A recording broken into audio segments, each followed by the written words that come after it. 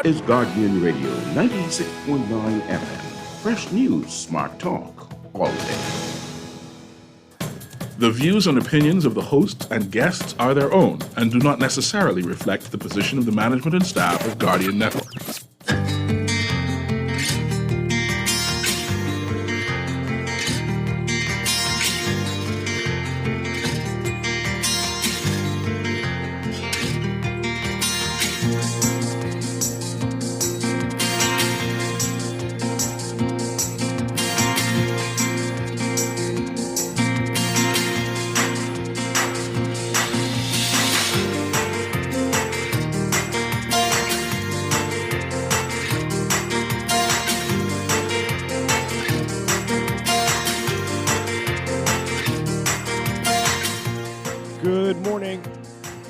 Prime Minister Davis shifts his tone on BPL, explaining why the decision was made not to execute the fuel hedge trades. The Prime Minister also saying he can't lay the pandemic spending report because they can't find the info. And nearly 600 people repatriated in January at a cost of $68,000. It's all straight ahead this morning. I'm Dwight Strachan, and this is Morning Blend. Wake up, it's a new day. Wake up, it's a new day. It's the start of a new way. You know that it's here. It's the start of the end of the old way. Revolution. Wake up, it's a new day. Wake up, it's a new day.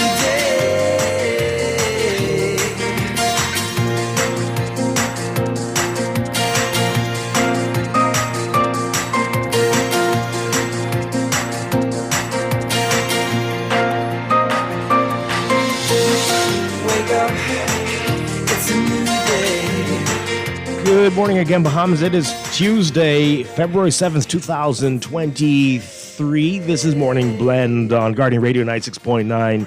I'm Dwight Strachan. Coming up this morning, we're going to be talking with Rochester Institute of Technology, finding out what they are all about and what they're offering to Bahamian students.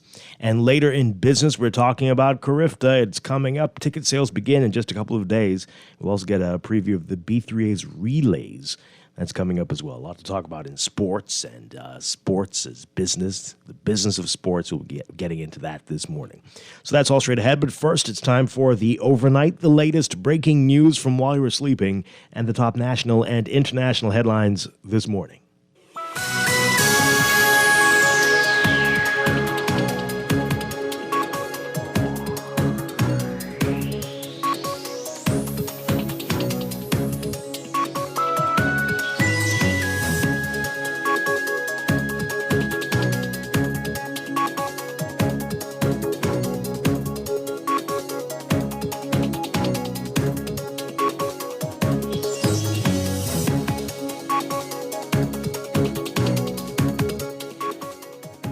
In the overnight, though, Prime Minister Philip Davis repeatedly told Parliament in the past that he had no knowledge of any request to execute BPL fuel hedge trades after coming to office in 2021.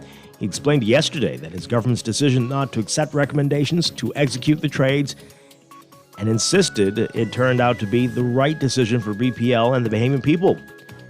The Prime Minister saying, quote, "There was a request to renew one of the hedges that was expiring and our government declined to do that.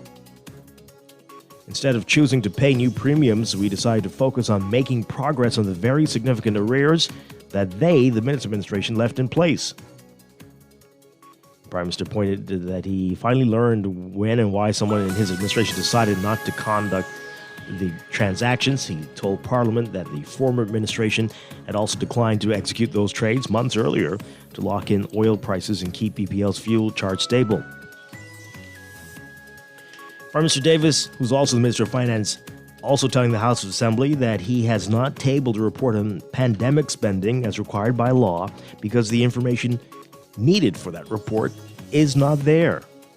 He said, quote, "As late as within the last 3 weeks, monies were still being returned, cars and boats and other things were being returned, to the police that were supposed to be money spent. So I can't lay the pandemic spending because I can't find the information. We are trying to find this. There's been a change in administration since the legal requirement was set, but the Minister of Finance, who is the Prime Minister, is still legally obligated to lay the report in Parliament. The Emergency Powers Regulations 2020 Act calling for the Minister of Finance within 6 weeks of the expiration of the proclamation of emergency to lay the report before the House detailing the total expenditure of the goods and services procured. Pointing to concerted action by the government to deal with irregular immigration, Immigration and Labor Minister Keith Bell says that 570 people were repatriated in January at a cost of $68,000. He says there are 395 irregular migrants detained at the detention center right now. He says contrary to belief, they have 255 Cubans compared to 128 Haitians, and 14 women and children in safe houses. The government is still recovering money from the National Food Distribution Task Force, according to Bell. He told the House that just last week, they received $100,000.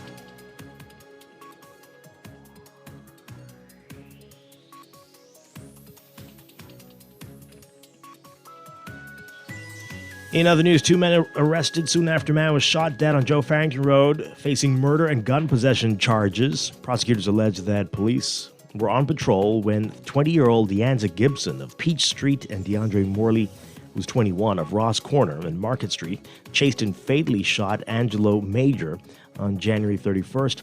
The officers allegedly sprang into action and shot and arrested the suspects and seized a 9mm pistol from them. The pair not required to enter pleas to charges of murder and possession of an unlicensed firearm when they appeared before Senior Magistrate Darren Roll Davis yesterday. The magistrate remanded both men into custody because he lacks the jurisdiction to consider bail for the murder charge. They're scheduled to return to court on April 12th.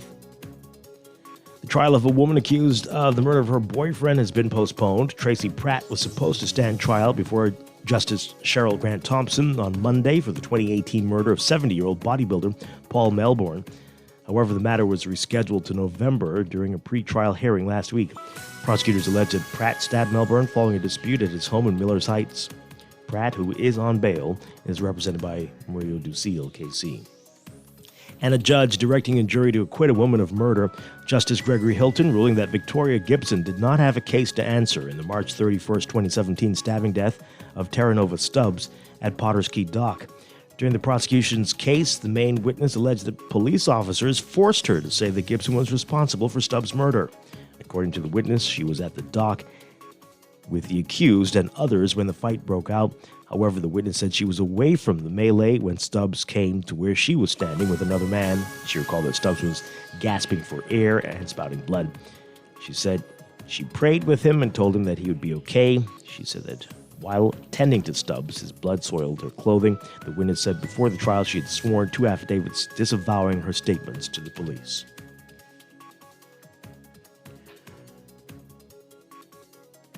Overseas, rescuers today racing to find survivors in the rubble of thousands of buildings brought down by a 7.8 magnitude earthquake and multiple aftershocks that struck eastern Turkey and neighboring Syria, with the discovery of more bodies raising the death toll to more than 5,000. Countries around the world dispatching teams to assist in the rescue efforts, and Turkey's disaster management agency saying more than 24,400 emergency personnel were now on the ground. With such a wide swath of territory hit by Monday's earthquake and nearly 6,000 buildings confirmed to have collapsed in Turkey alone, their efforts were spread thin. Attempts to reach survivors also impeded by temperatures below freezing and close to 200 aftershocks, which made the search through unstable structures perilous.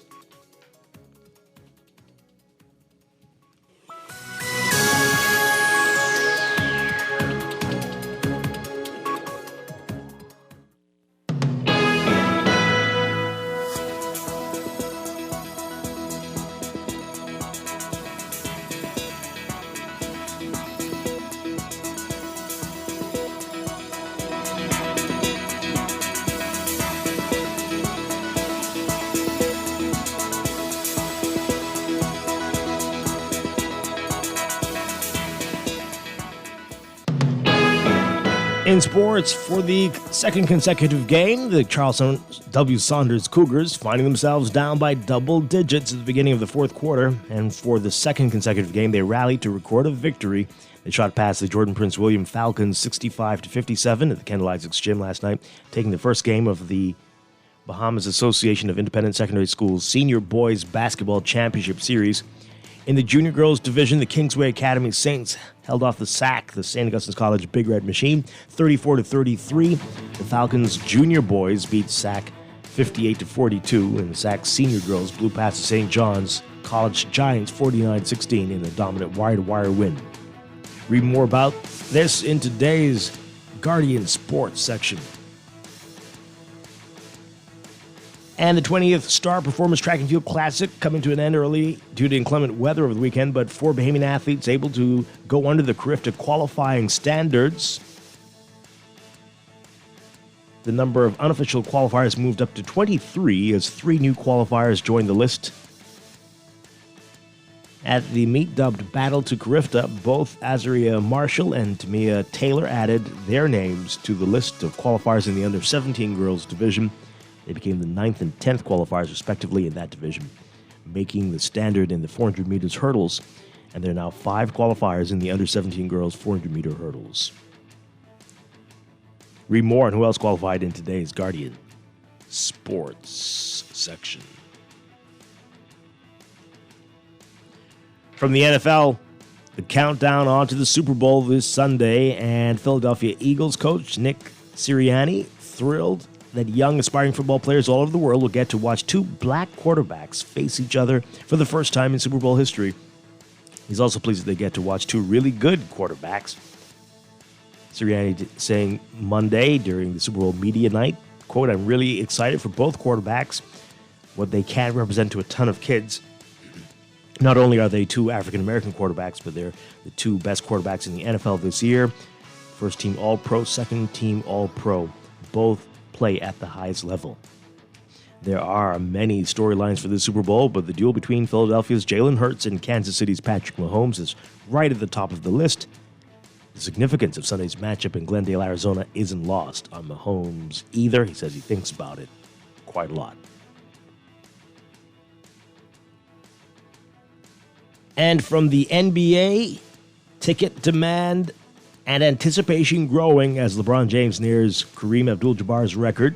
Courtside seats at the arena where the Lakers play are pretty much as good as it gets, just 166 and 167 apparently. People occupying those chairs when LeBron James breaks Kareem Abdul-Jabbar's NBA scoring record will have an up-close view with their feet on the very hardwood where the history-making shot happens, but there will be a cost for those seats tonight against Oklahoma City. $75,000 each.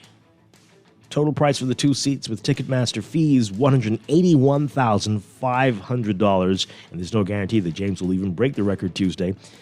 At his current scoring pace, he could be shy, possibly, when the Thunder game ends. But we will see. We will see what happens tonight. That's sports.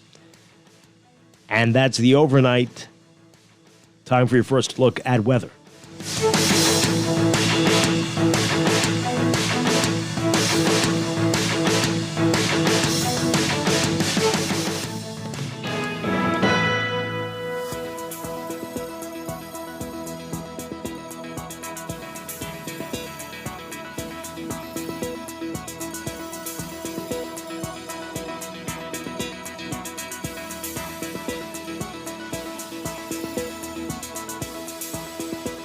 In your weather for today, high pressure continues to build across the islands, generating fresh to strong breezes, while a weak frontal boundary is moving across the southeastern islands while slowly dissipating. Mariners should exercise caution due to the possibility of waterspout activity near the frontal boundary, and beachgoers should be cautious as rough surf and rip currents are still lingering along north and east coast beaches. For all areas today, look for mostly sunny, warm, and breezy conditions with a chance of isolated showers in the southeast Bahamas near that frontal boundary, becoming fair and windy tonight with a chance of isolated showers. Small craft should exercise caution as a small craft advisory will come into effect for the central and southeast Bahamas this afternoon. Winds northeast to east at 15 to 20 knots, increasing to 15 to 25 knots this afternoon in the central and southeast Bahamas. Seas 4 to 6 feet, but building up to 5 to 8 feet in the central and southeast Bahamas by this afternoon. Seas slightly higher in light easterly swells. Temperature-wise right now, we are at about 71 degrees under fair skies, looking at highs getting up to around 81 Fahrenheit, 27 Celsius today. Overnight lows tonight getting down about 64 Fahrenheit, 18 Celsius. That's your first look at weather this morning. We'll have your extended in just a bit.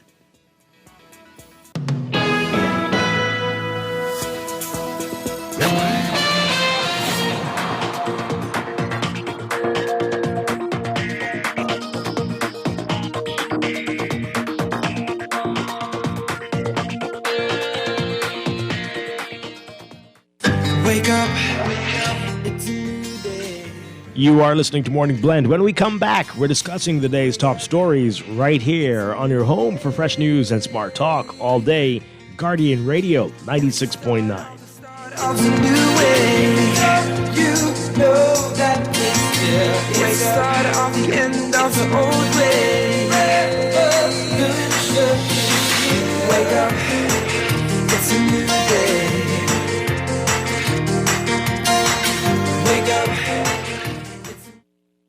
With over 25 years in business, nothing says commitment to our people, culture, and service like Rev. And this year is no different. We will continue to elevate your home experience for you to create and share memories for years to come, while keeping you connected to the people and things you love most. Our pledge to provide quality service each year remains true. Rev is made for you. Are you ready to break up with your car? Easy Car Sales invites you to fall in love with an electric vehicle. Ditch the gas pump, the expensive mechanics.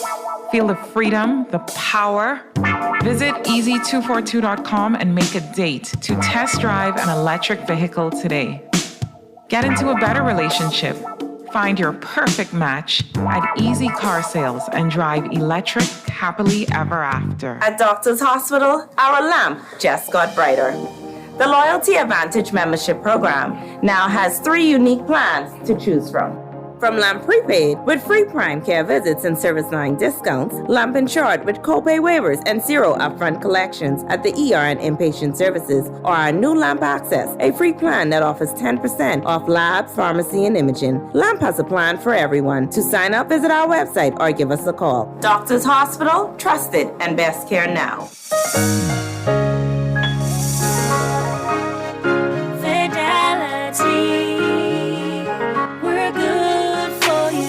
Whether your business is in-store, on the go, or both, let Fidelity work with you to maximize your customers' payment options with a fixed or mobile terminal so that you never miss a sale. It's safer than cash and more convenient so that you can take your business anywhere. For details, contact a business development officer today at 356-7764 in Nassau or 352-6676 in Freeport, or visit our website at fidelitygroup.com.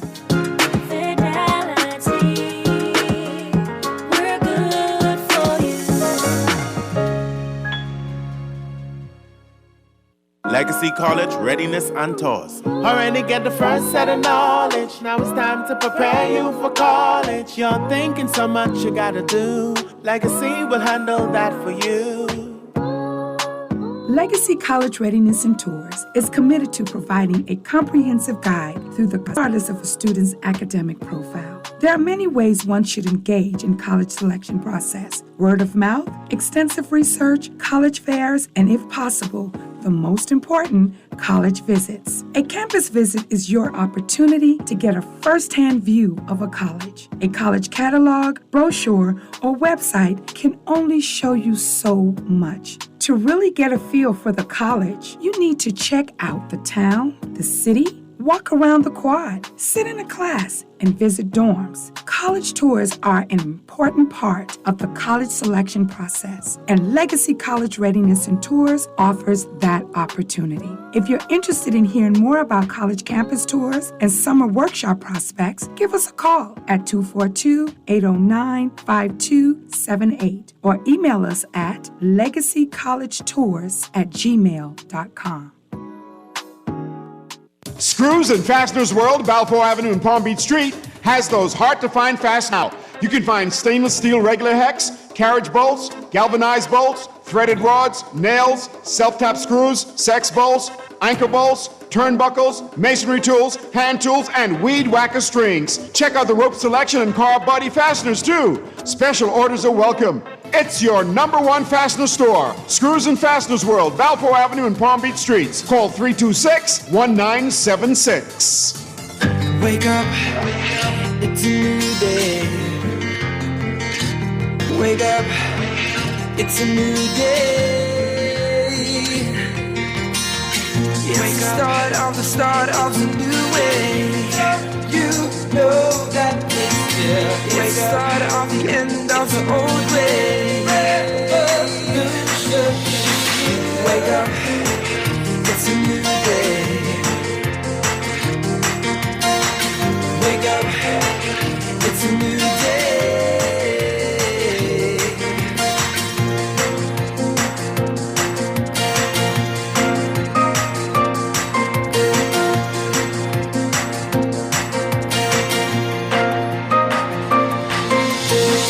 Wake up, it's a new day. Wake up, it's a new day.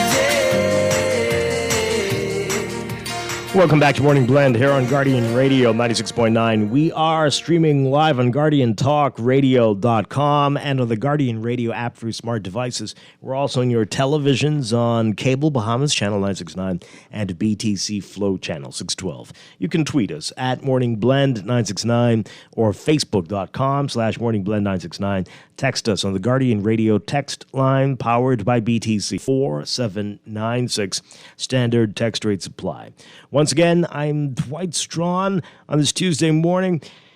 Coming up, we've got a lot to get to this morning. We're going to be talking with the Rochester Institute of Technology, and we're going to find out all about them, who they are, what they're all about, and they're here in the Bahamas for trying to get students to attend their university, and they'll tell us why this morning. Later in business, we are talking sports and track and field, especially as Carifta is fast approaching. Easter is only a couple months away, folks. And ticket sales for the event kick off this week. We'll get details about that. And the B3As, they are planning, they have a big relay event coming up as well. We'll get the details about that this morning. So we're talking track and field and sports, the business of sports this morning. So that's all straight ahead. But we have a lot more to talk about right now in the news.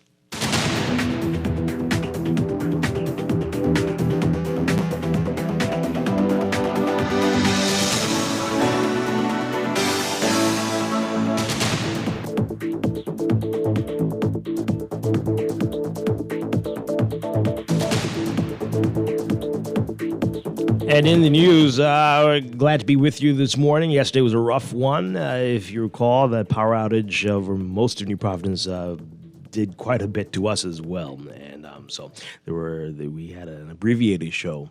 And we didn't get to talk about a lot of the things we wanted to talk about because that was a very action-filled weekend from Friday straight through. And so we didn't get into many of the issues that we wanted to talk about, including the death threats to the Prime Minister, and Shanae Milowibo's announcement over the weekend that she's expecting. And that started some very interesting conversations on social media. And clearly a lot of people don't understand the citizenship rules. And so we'll get into that a little bit this morning, time permitting. And there was a case that I really wanted to talk about. I'm going to do that this morning, this fascinating story in the paper from Friday. That I have to read that today.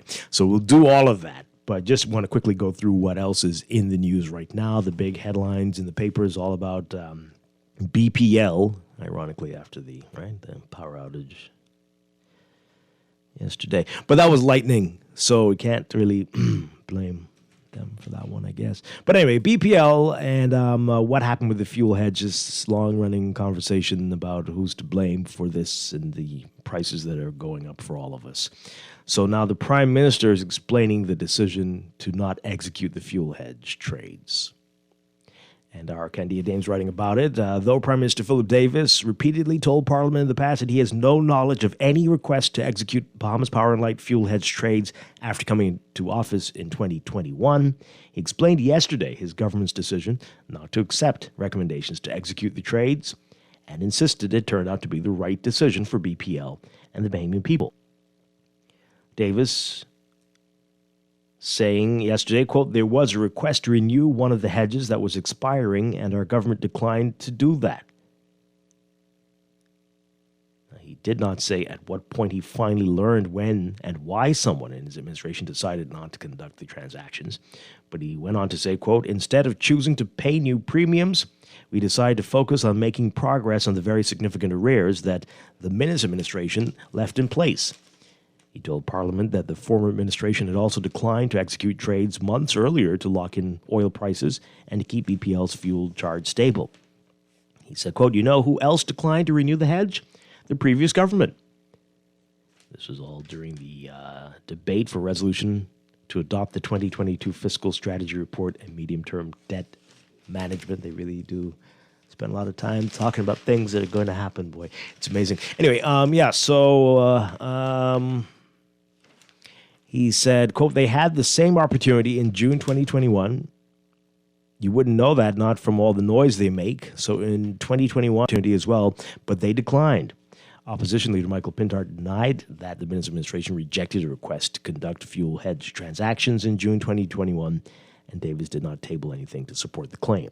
Over the course of months, Pintard has accused the Davis administration of costing the Bahamian people millions of dollars in savings by rejecting recommendations from BPL's Fuel Hedge Committee to conduct transactions in the fall of 2021. Members of the committee include the CEO and CFO, the head of risk, as well as others, including an outside consultant. Deloitte was the consulting firm for the hedge program. The Prime Minister said yesterday, executing the trades would have not helped BPL. He said, quote, Russia invaded Ukraine in February 2022. Oil prices spiked higher than markets had predicted before the invasion. But remember this, in any case, the hedge we were asked to renew would only have covered a period beginning in July 2022, not immediately July 2022. The highest oil prices were in the months immediately after the invasion. The renewed hedge would not have covered that period. So there's a lot of back and forth about that, and you can read all about it in today's National Guardian. In any event, we already know what's going to happen here. The prices for many people will be going up for at least a few months. So, hey.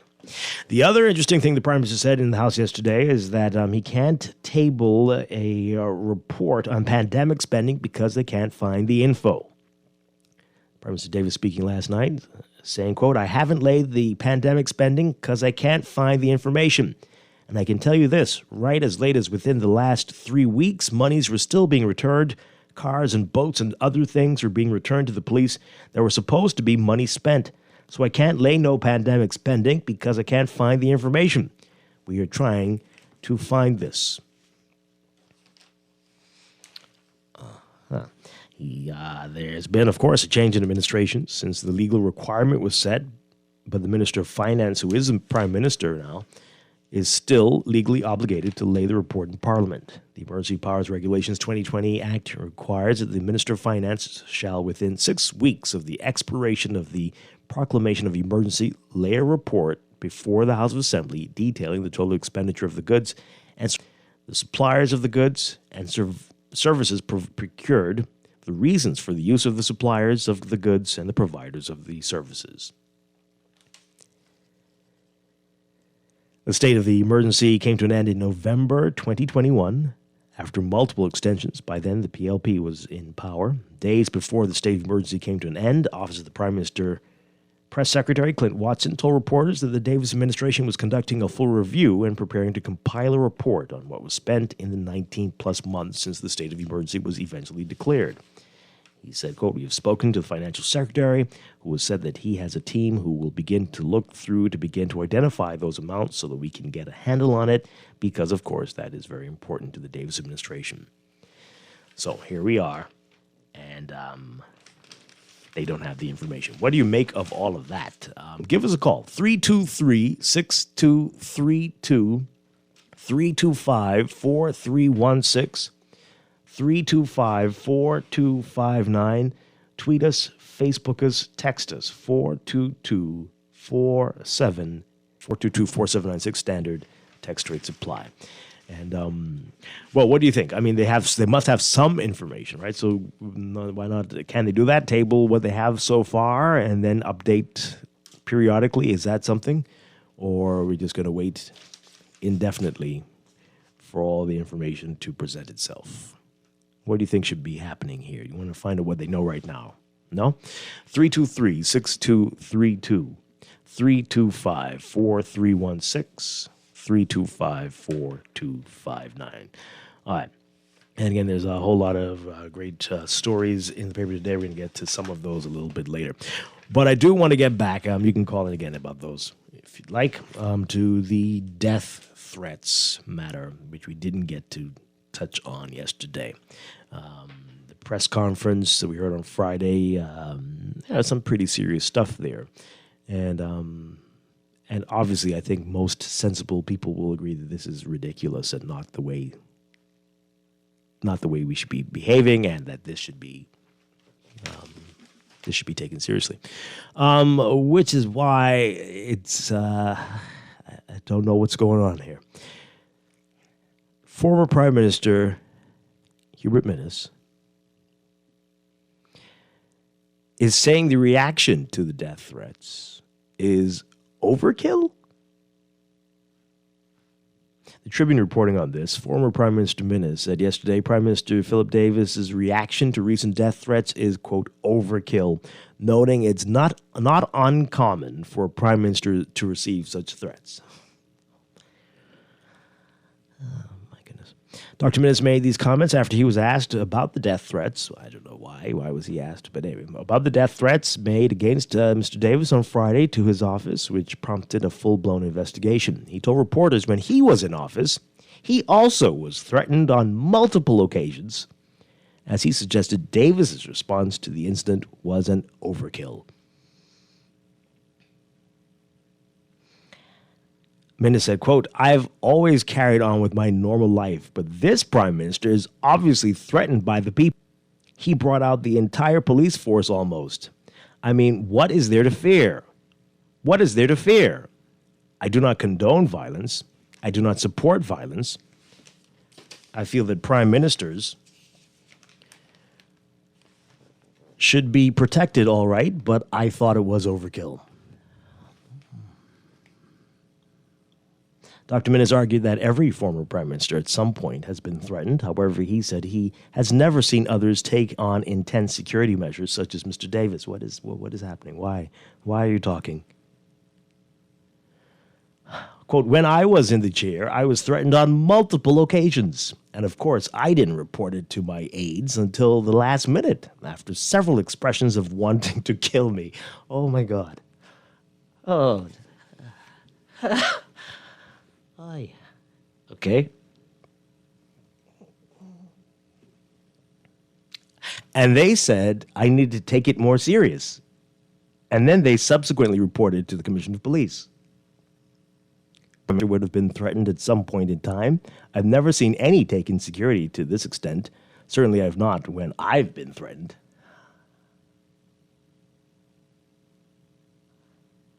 Okay, is it just me? This is crazy talk. Why would you say this? Why would you say this out loud? You might think it, and apparently some of you were thinking it, but should a former prime minister be saying this? And let us not forget that history was made with the current prime minister when he, as deputy prime minister, was held hostage in his home. Do you remember that? How wild that was? Did anybody ever think that would happen in the Bahamas? And everybody acted like that didn't happen.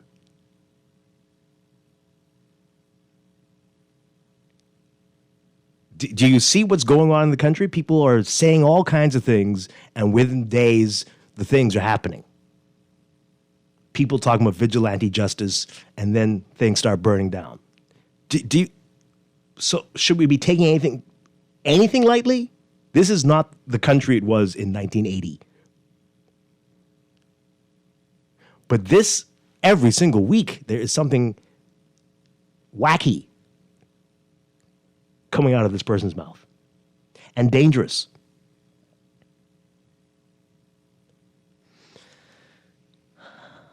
Okay. He added, this is the former prime minister, quote, but I'm sure every prime minister would have been Yeah, he said, okay. Dr. Minute said that if a prime minister no longer feels safe, then that means it's time to go. What? Really? Quote, I am of the view that when a prime minister feels that he no longer feels safe among his own people, that's time to go. Well, there are tons of Bahamians who don't feel safe among their own people. Is it time for them to go too? That's what you're saying? Because that's what they're thinking, that they don't feel safe. They have to lock themselves at home with bars and alarms and giant dogs and everything.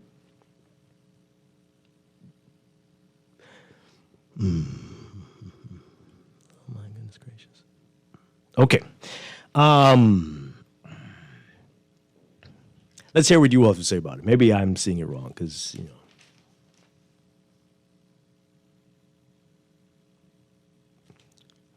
I don't know. I mean, do you think if you had a chance to ask Kennedy, Lincoln, if they felt any of the threats they got before were overkill, do you think they would say? Anyway. Good morning, caller. You're on the air. Good morning. No, you're not. Not overkill. You're not taking it the wrong way. Every death threat should be taken seriously, even if it's actually said to you by a 2-year-old. But this goes to show you the lunatic we had leading us, and his mindset, and where he can never take a country anywhere because he doesn't take anything seriously. He didn't take COVID seriously. He thought it was a game to play. Maybe in his younger years, games, and didn't realize that as leader, this is the real world now. So I am happy that he's regurgitating himself and showing us how stupid he is. Wow. Okay? And Bahamians need to take note and realize that this is one reason, among others, why he should never, ever again return to office. Not to lead this country. And he's in line with Donald Trump, They lead a band of crazies. And we need to weed them out and put them away, including him. Thanks for taking my call. Okay. Thank you very much. Boy. 323-6232. 325-4316. 325-4259. Tweet us, Facebook us, text us, 422-4796. Good morning, caller. You're on the air.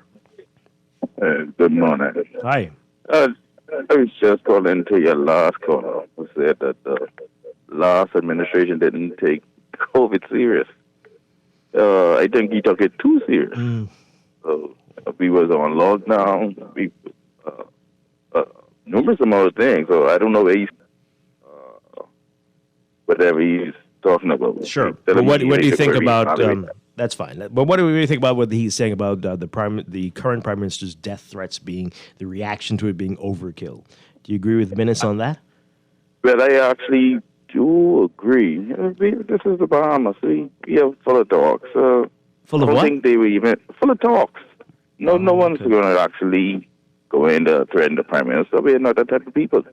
Mm-hmm. So the high murder rates, that's something else. Oh, yeah. Well, pertaining to the murder rate, yeah, I do agree, but not at the administration. Oh, okay. Okay, all right. So those people who held him hostage when he was deputy prime minister, that was something else. That was a different thing. To hold the deputy prime minister hostage in his home. I think he was tied up, right? Okay. Good morning, caller. You're on the air. Well, we can't. Yep. Good morning. Morning, Dwight. I wake up feeling bad this morning, right? And when you read that news, man, I throw up, man. That makes me feel waste bad.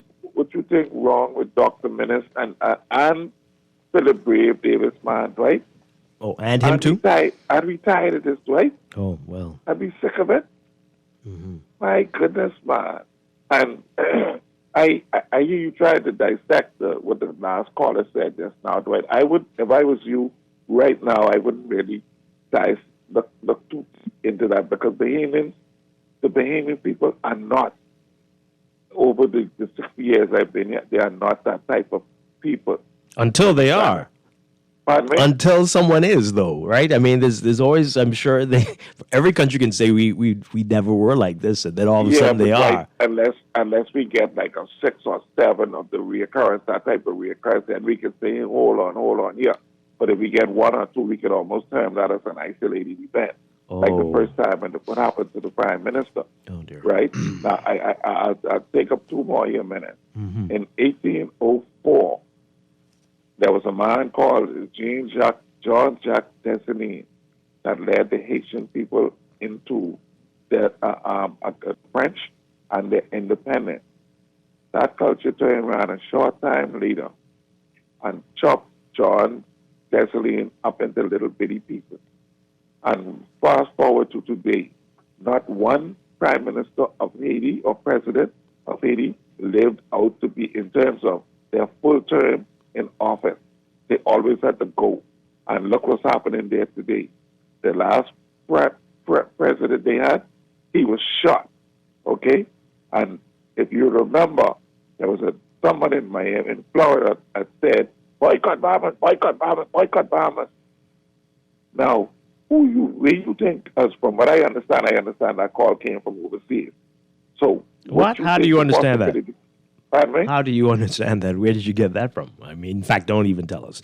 But okay. Some high sources. Oh, yeah, okay. High sources. Mm-hmm. So where do you think that call might have come from? I have no idea, and I okay, high sources, sure. Thanks. Okay. Let's go to the text line. Good morning. Months out from their second term, the Davis administration is still blaming the... Okay, it's not months out for a second. What? Well into their first then. Sure. The Davis administration is still blaming the previous one and doesn't know this and that. And why? And we wonder why we have an angered people. Well, this is what they all do. I think we got about 4 years of blame from the Minns administration, and before that, the Christie administration. Oh, my goodness. But yeah, this is what they do. Point at each other. You're the reason why we can't do this, and this is why we can't do that. And never going to talk about what we're going to do. And no, hardly ever. I mean, this one here. Why do we go through this again and again? If Prime Minister Davis can't get info and answers on spending, who can this blame game and smoke and mirrors? Who can? Yes. This blame game and smoke and mirrors is why everyone feels everyone in government is corrupt. Another text. I never voted ever, but I agree with Dr. Minnis. It is an overkill.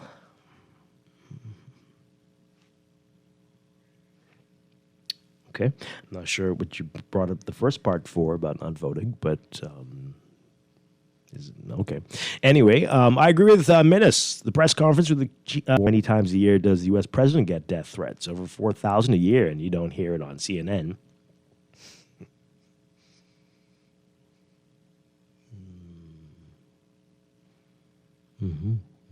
Okay. Dwight, I feel a call for vigilante justice is absolutely a call to incite violence, especially in a country like this. And I'm editing because we've told you before to stop with this nonsense about the de-average. It is ridiculous. Stop it. Stop it. Stop it. What do you think? Yeah, that's not good. What does that mean? That's crazy, right? Calling for vigilante justice? That's reckless. This person says, Davis still got to go. But if he does, vote him out. Not any other way.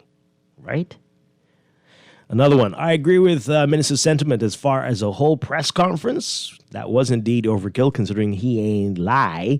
He had plenty folks mad with him, but he was always among the people. He needs to go sit down, though. Neither of them are addressing the causes for this anger, but rather speak to appease their base. Blaming the COI is also just a red herring. Fans of the PLP and FNM have done worse to former PMs. Or have we forgotten? Okay, interesting points. This one says here, my question is, where are those men today who held up the now PM and his deputy, Heard charges were dropped. A threat should be taken seriously, but these parties flirt thugs and rogues. What should we expect? I think one is dead, actually, as well. Let's take some more calls. Good morning, caller. You're on the air. Turn on your radio for us, please.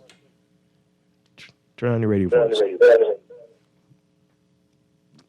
Hi, good morning. Okay, I'm talking to myself. That's what I'm doing in the studio. Good morning. You're on the air. Hey, good morning, Dwight. Hi.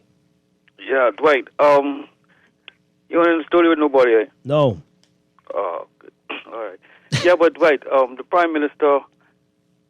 This is a good time for the Prime Minister, I think, to look at implementing the Freedom of Information Act, seeing that he's having, little difficulty in finding information. What do you think?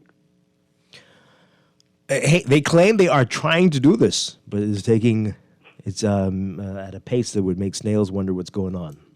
Yeah, man, but Dwight, I mean, for these prime ministers to continue coming to the people saying they can structures, right, to keep proper governance in place, right, so that possibly no prime minister have to come to the people uttering the nonsense that he did, right, when it comes to he can't find information, right.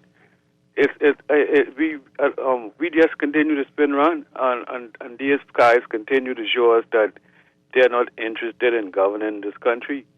And once the Beaming people is comfortable with the back and forth, with the PLP and the FNM as far as who could do it the worst, right? And then they go inside the House of Assembly and brag on who was doing it the worst, right? Something has to be wrong with us, so and we can't no longer continue blaming these people to a certain degree, because their mission is to get power for wealth, for friends, family, and lovers, and our mission is to make sure our party gets in power, and whatever stress and struggle we have to endure for 4 or 5 years, we as a people, we prepared to go through that. And that's why these guys are not interested in changing nothing. So we have to make a change. We have to rise against, in a civilized way, against the foolishness we continue to see when it comes to governance in this country, Dwight. Have a nice day. Absolutely. Thank you very much. Appreciate it. Let's take this one call before we take a break and get back to your messages. Good morning, caller. You're on the air. Godly days just talking away so long with you and your producer, Dwight. Hi, good morning. We need justice, law, and order in this country. For instance, the guy talked about vigilante government attacks, right? I miss who it came from. But what I want to say, right? For the bunch of the police don't like to investigate. Okay.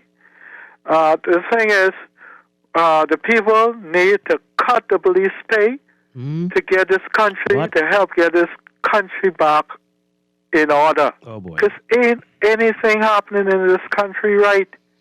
I've been to Freeport the other day, man, and some people in Freeport are not talking too good about this Bahamas and their Bahamians.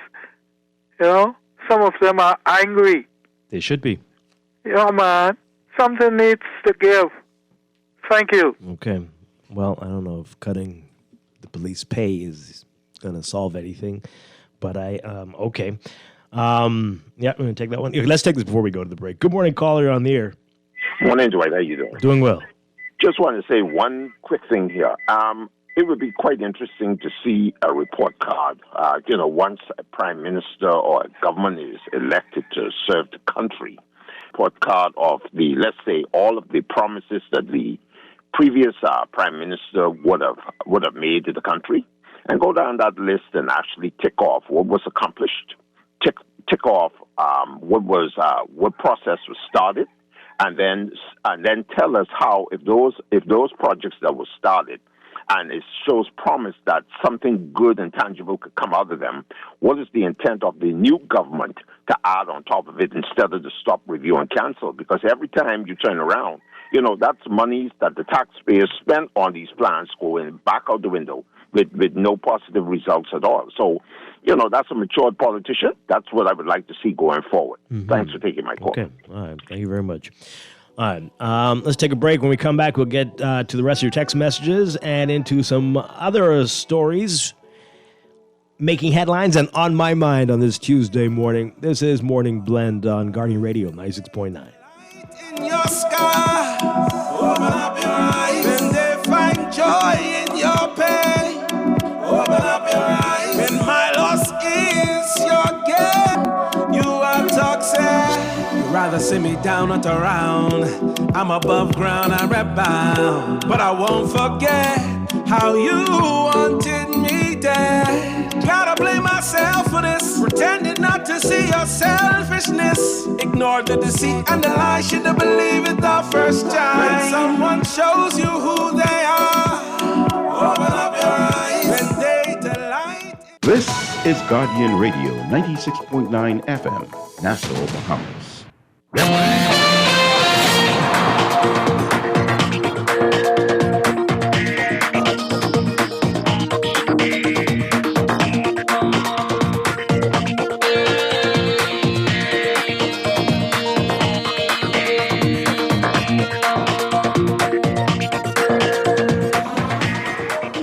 7:38 the time for your first look at traffic for this morning, brought to you by RBC. RBC's mortgage specialists can provide helpful solutions to make your dream home a reality.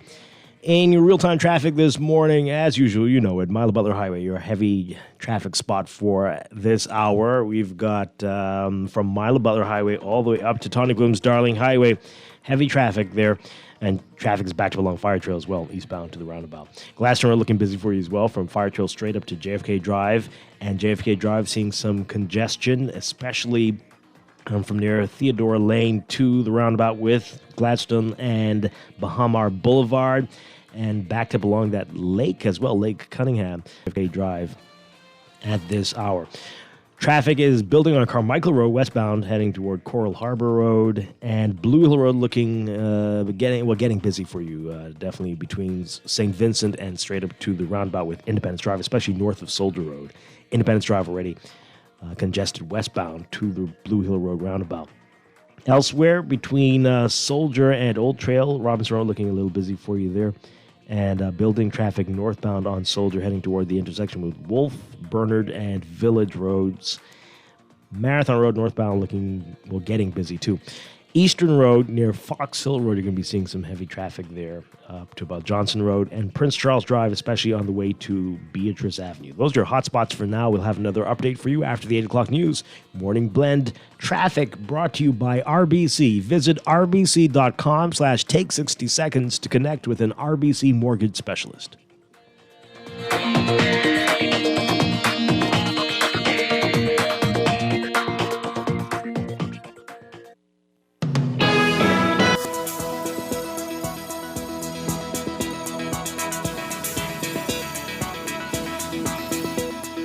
And 7:40, we've got another check of your weather for today. We've got high pressure that continues to build across the islands, generating fresh to strong breezes, while a weak frontal boundary is moving across the southeastern islands while slowly dissipating.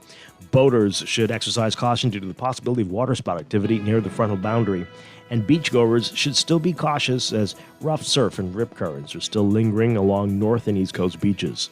For all areas today, look for mostly sunny, warm, and breezy conditions with a chance of isolated showers in the southwest Bahamas, or southeast Bahamas, rather, near that frontal boundary, becoming fair and windy tonight with a chance of isolated showers.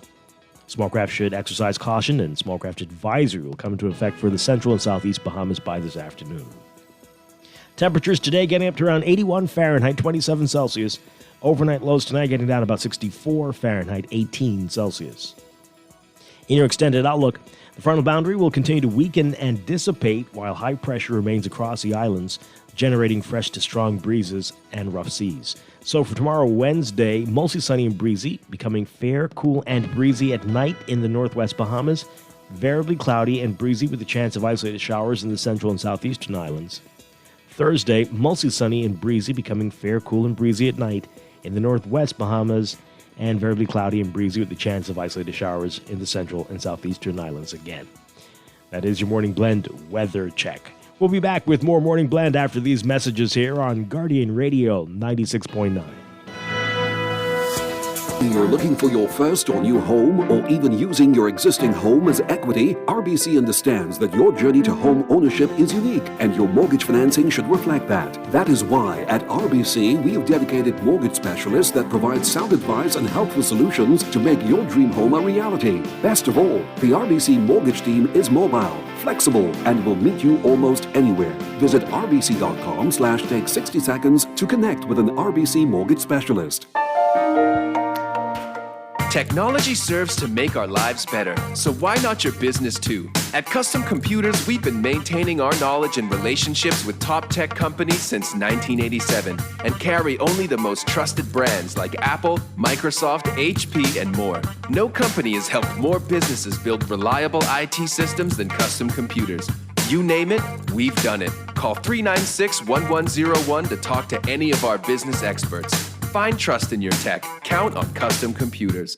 Welcome to the power of Visa, with access to thousands of travel and shopping and dining discounts with up to $1,500 in savings yearly with Mobile Assist's new prepaid Visa travel rewards cards. Book the cheapest flights, even cheaper than Orbitz and Expedia. Get cash back at participating hotels, car rentals with automatic insurance, and online shopping discounts at U.S. stores like Gap, Best Buy, and more. Get your 30-day free trial when you download our Mobile Assist app. Visit Mobile Assist/rewards now for your prepaid Visa travel rewards card. Hi, my AC just went out and I need someone to come fix it. I'm sorry, we're closed. Okay, what about tomorrow? We're only open on Thursday. And we're fully booked. Have anything next week? No. Okay, when can you send someone out? The 22nd is open. I'll take it. Of December 2023. With the best medical cover for your dollar, we're like an AC technician who isn't too busy for you. CG Atlantic Medical and Life. Good like that. Florida Auto Parts can deliver all the auto parts your car will ever need, direct from the USA and from around the world. Florida Auto Parts provides fast delivery on auto parts, and we ship throughout the Bahamas, genuine or aftermarket, new or used, and all for the best price. Call Florida Auto Parts Trusted Parts Rep on WhatsApp 772-8777 to save on your next auto parts purchase. Florida Auto Parts, the right parts at the right price.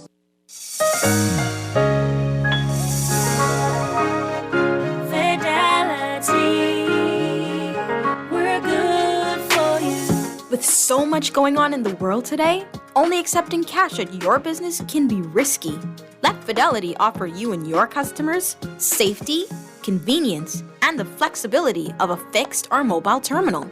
Take it with you, on the move and on the go, because business should never stop. For more details, speak to one of our business development officers at 356-7764 in Nassau or 352-6676 in Freeport. Visit our website at fidelitygroup.com or visit us at any of our branches.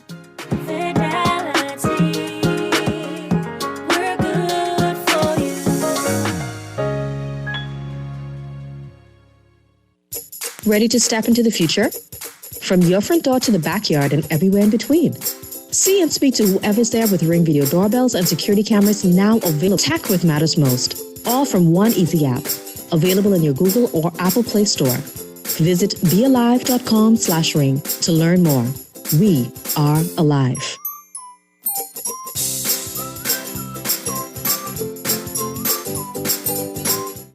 This could be your golden opportunity. The Bahamas Agricultural and Industrial Corporation has the commercial real estate you need for your dream touristic, manufacturing, or agricultural investment. Build that Airbnb, grow that farm, or manufacture that product. BAIC has the land to empower you to grow. To learn more, visit baic.gov.bs or contact us at 396-3725 or 6. This is Guardian Radio 96.9 FM, Nassau, Bahamas. Beats by BigH.com.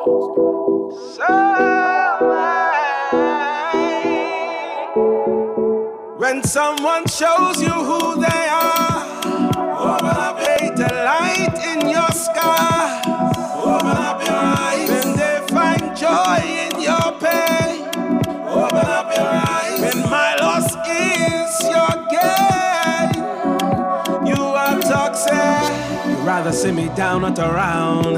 I'm above ground, I'm rep bound, but I won't forget. We are back here with Morning Blend on Guardian Radio 96.9. Dwight Strachan along with you on this Tuesday morning, and we're getting your reaction to some stories in the news.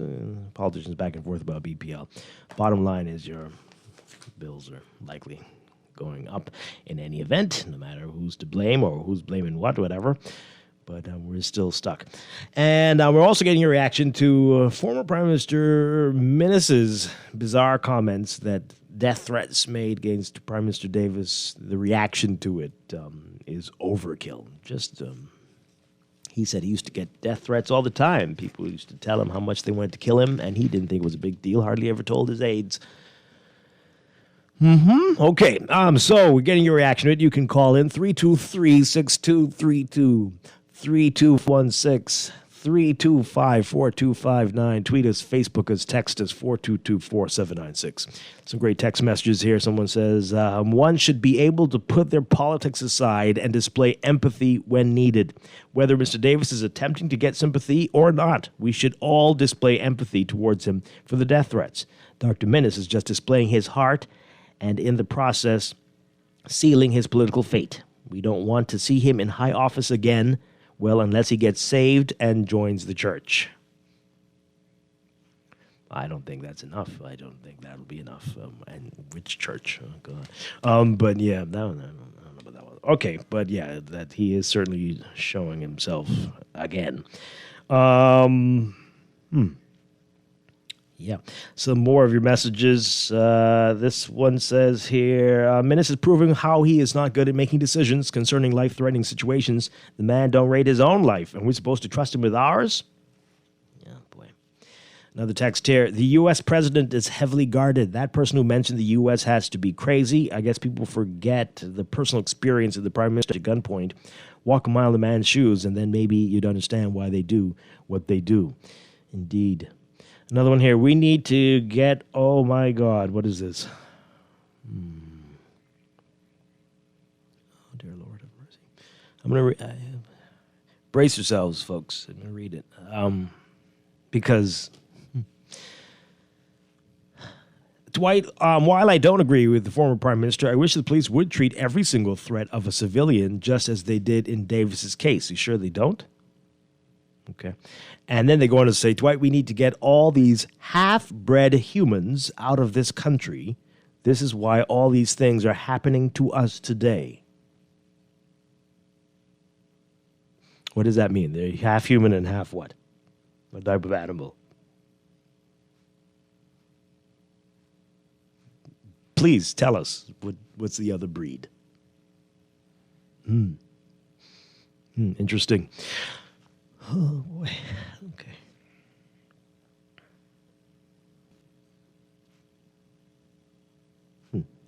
What are they, like vampires? Werewolves? What are they? Dwight, I don't think that what the prime minister did is an overreaction, especially for someone who was in the situation he was in before, and I do not know why Dr. Minnis is saying a threat on someone's life is not a serious thing. It's very confusing. Is it confusing? I mean, I would not expect much. If he'd said this is serious and we need to take it seriously, that would have been surprising. But this is right in line. Right in line. Okay, everybody's going, something's wrong. Something's wrong, folks. I think we need to be very concerned about the reaction to this.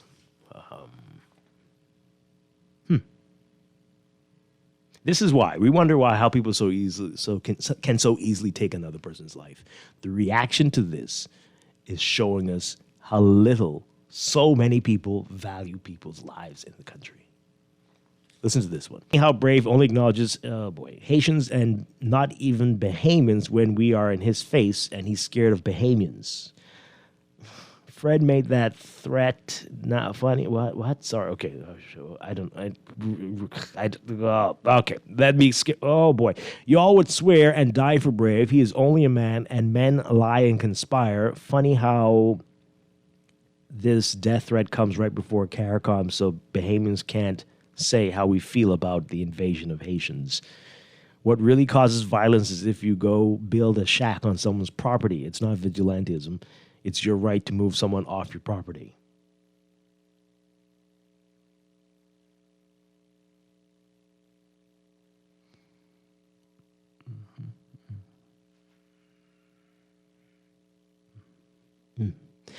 Okay. This is another text. Perry Christie was robbed of a TV when in office by a police guard, and he was never charged, only transferred. What's happening is the misleading of the House by the. Did they ever catch the person or persons who robbed the Prime Minister when he was deputy? Things that make you go, They charged a few people, many of whom were no longer walking on the planet. Or at least one isn't. Several weeks ago, it was alleged that they went into. Okay, everybody's just doing things. It's strange. The text message is getting weirder. Yeah. This one says here, they have the info. They are holding it until they get in trouble to use as a distraction. Remember this message. Amazing how people don't care if a sitting prime minister, a PLP prime minister, is being threatened. The politics today is disgusting. FNMs are pathetic. I don't know if they're all FNMs, actually, but the reaction is strange, I have to say. It is strange. Another text. It's truly sad how the Bahamian society has become so callous to think a death threat is overkill. Also, given the time frame since the ending of the emergency powers to come to the House and present nothing is ridiculous. He noted the confiscation of boats and cars, goods confiscated. Starts somewhere. It's unlikely that they'll be able to track every red cent, but we need some idea as to what was done with the funds during the pandemic. Yeah, that's what I was saying earlier. Just bring what you have for now and then keep adding to it maybe. Just bring something, right? You have something, and you know how things get lost very easily before the information is displaced or misplaced. Bring what you have. Another one says, I see nothing with Minnis's comments. Brave needs to be brave or have several seats. Every prime minister gets death threats. I've never seen a spectacle made of it like this. Just looking for attention. They better start doing what was promised, or what they promised.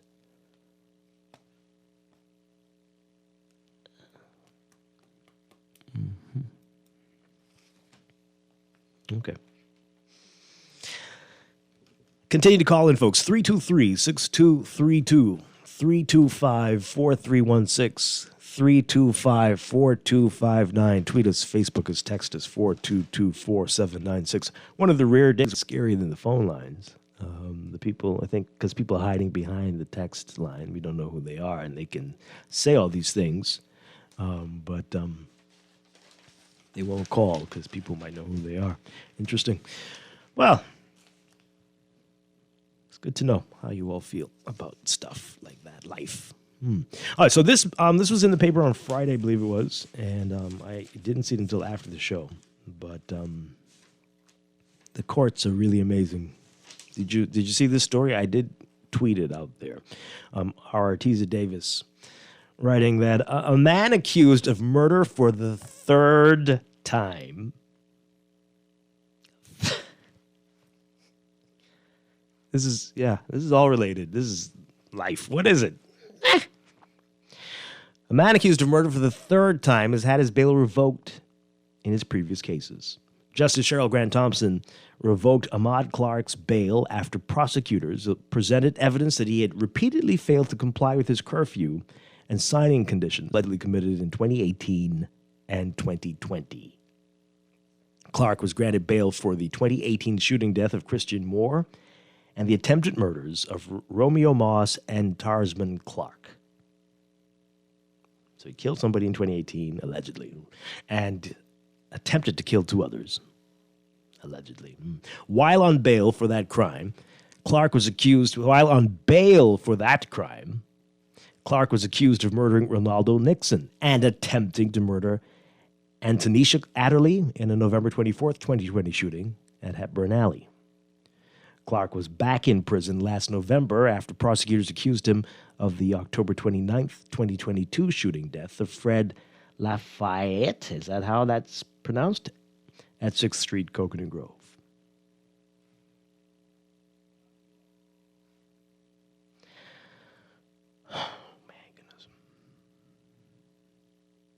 So the bail was revoked after prosecutors presented evidence that he had repeatedly failed to comply with the curfew and signing conditions. So that's the reason, not because he's and several attempted murders. So, again, folks, what are we doing? What are we doing here? And instead of debating foolishness, which is what they're doing right now, the fiscal report, whatever. What are we going to do? 3 times? This is laughable. And clearly they take it as a joke. And we are seen as a joke. And why hasn't the first case come up yet? 2018?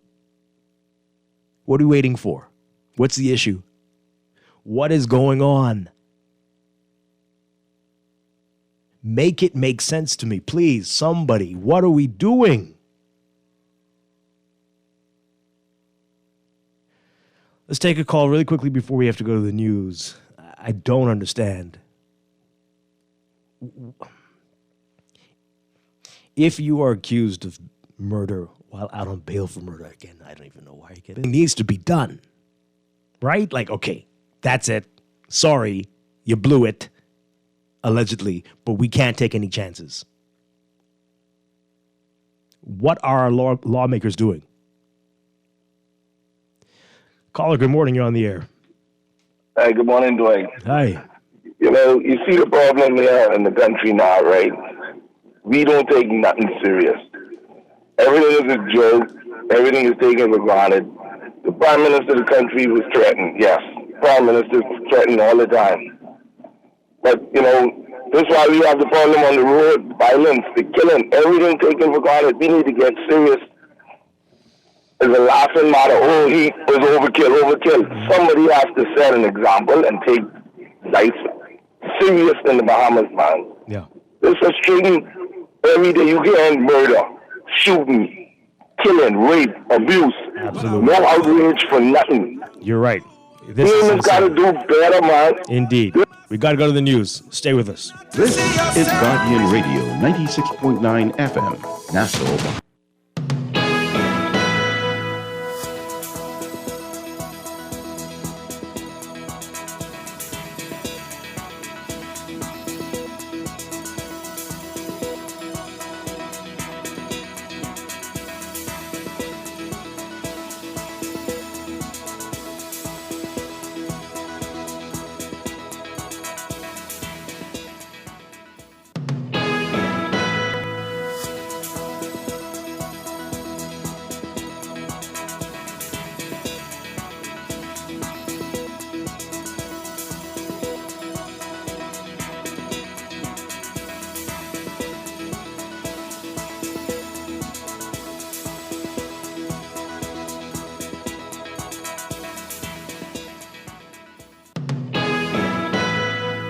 Welcome back to Morning Blend here on Guardian Radio 96.9. We are streaming live on GuardianTalkRadio.com and on the Guardian Radio app for your smart devices. We're also on your televisions on Cable Bahamas, Channel 969, and BTC Flow, Channel 612. You can tweet us at Morning Blend 969 or Facebook.com/Morning Blend 969. Text us on the Guardian Radio text line, powered by BTC 422-4796.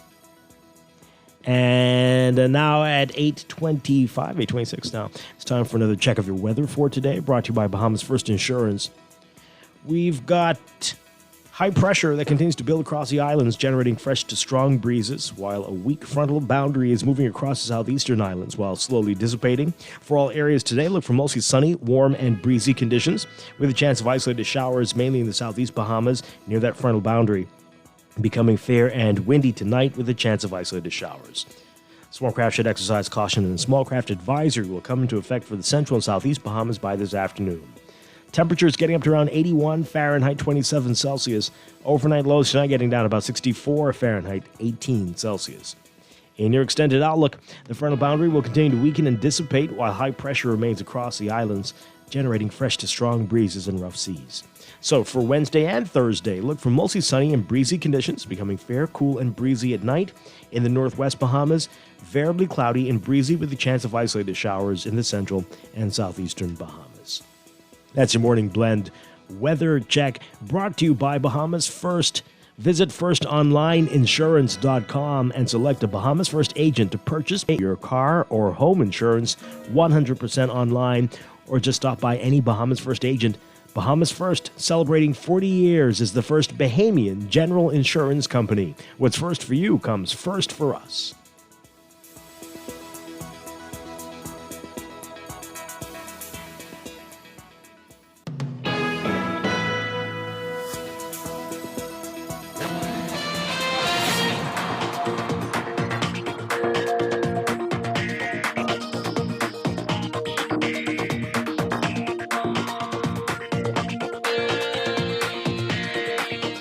And time for another check of your traffic for this morning, brought to you by RBC. RBC's mortgage specialists can provide helpful solutions to make your dream home a reality.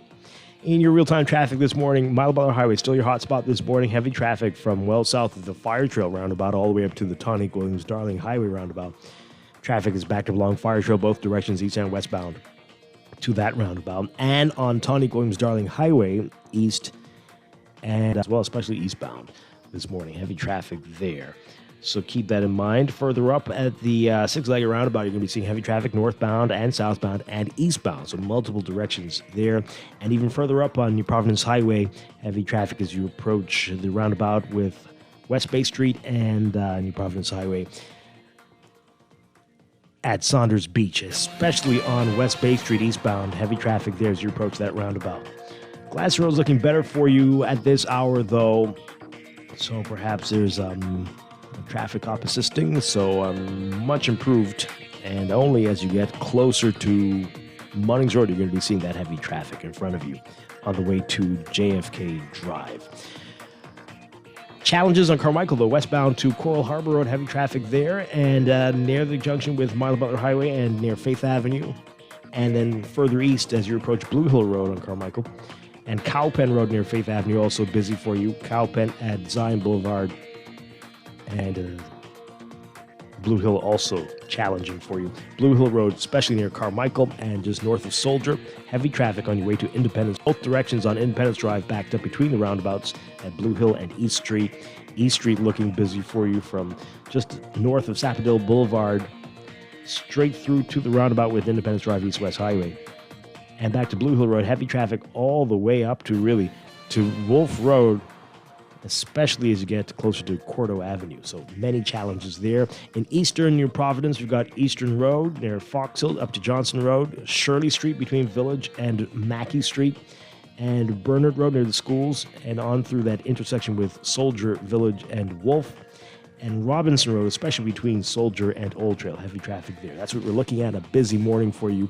That's your real-time traffic and Morning Blend Traffic Alert brought to you by RBC. Visit rbc.com/take 60 seconds to connect with an RBC mortgage specialist.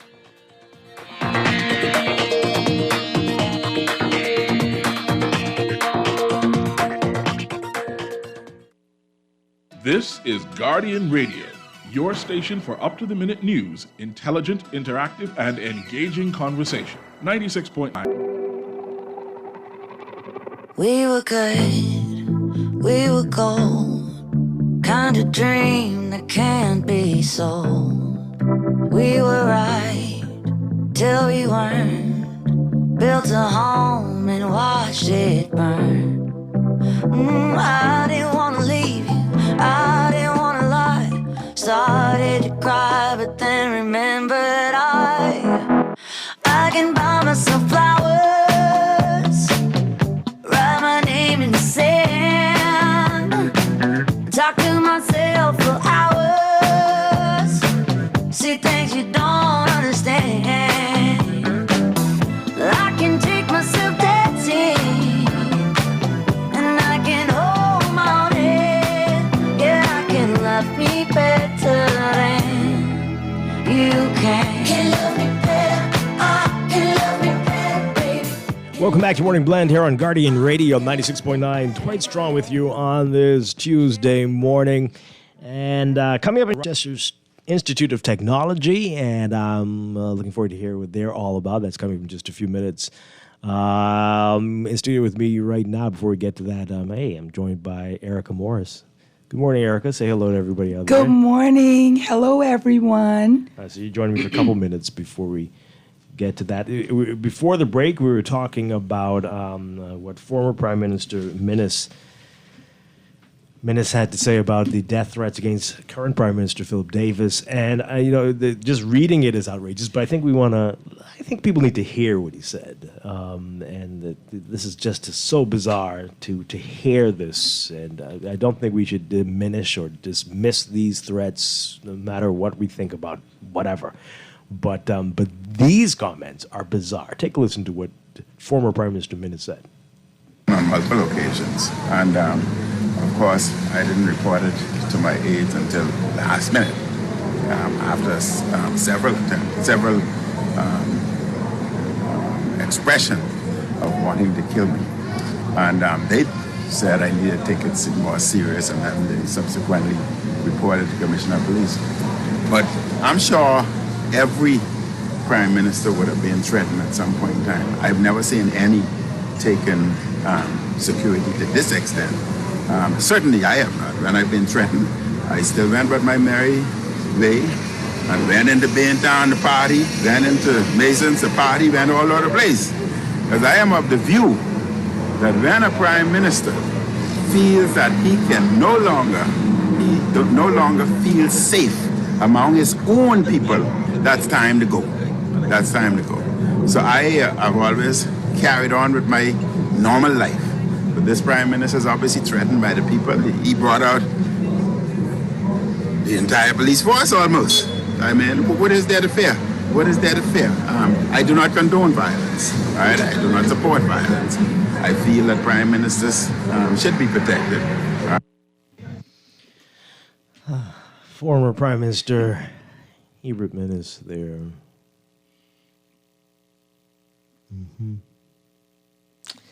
Yeah, really quickly, got a few more messages on this. Erica, you have no comment on that at all? That's very strange stuff there. No, do you agree that it is an unusual reaction from the former Prime Minister, at least? You want my honest opinion? Yeah, of course. That's what we do. No, what? I don't. For him, I don't think that it was a normal reaction, and I guess You don't think there was what?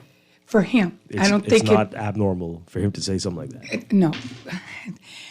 Oh God, I came here to talk about Rochester. Okay, fine. You don't have to give a comment on that. That's fine. Okay. Some more of your messages on this. And also before the break, we were getting your reaction to that story about the man who was accused of 3 separate murders, who was out on bail, and how he's no longer out on bail because he violated his bail terms. Not because he's accused of 3 murders, but because he didn't sign it. If he'd signed it, he could have still been out there to kill again, allegedly, right? But because I don't get it. Yeah, so we got a message on that one. Someone says here, why aren't people who are out on bail for murder on 24-hour house arrest if they must be granted bail? Yeah, that's a good question. If you must. Yeah.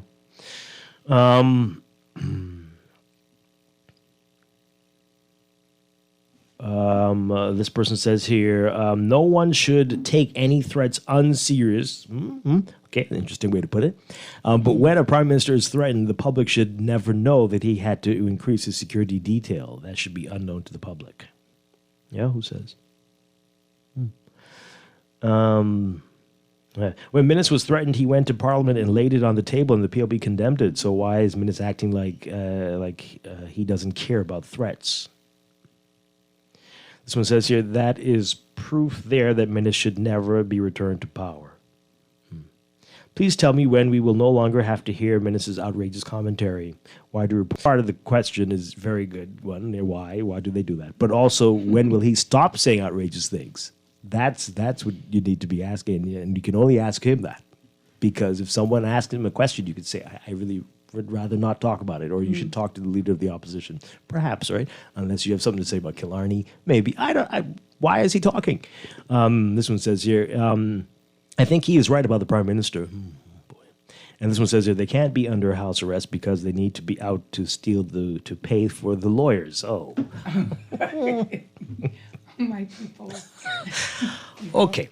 Really quickly, so over the weekend, Shawnee Miller-Weibo announced that she is expecting, and that's wonderful, wonderful stuff there. But what happened over the weekend is very interesting. The commentary on social media, clearly some people are very confused and either have amnesia or were out of the country, off the planet, when we did two referenda trying to address the inequalities when it comes to citizenship in the Bahamas and who can pass on citizenship to their children here. Right. And we know that it's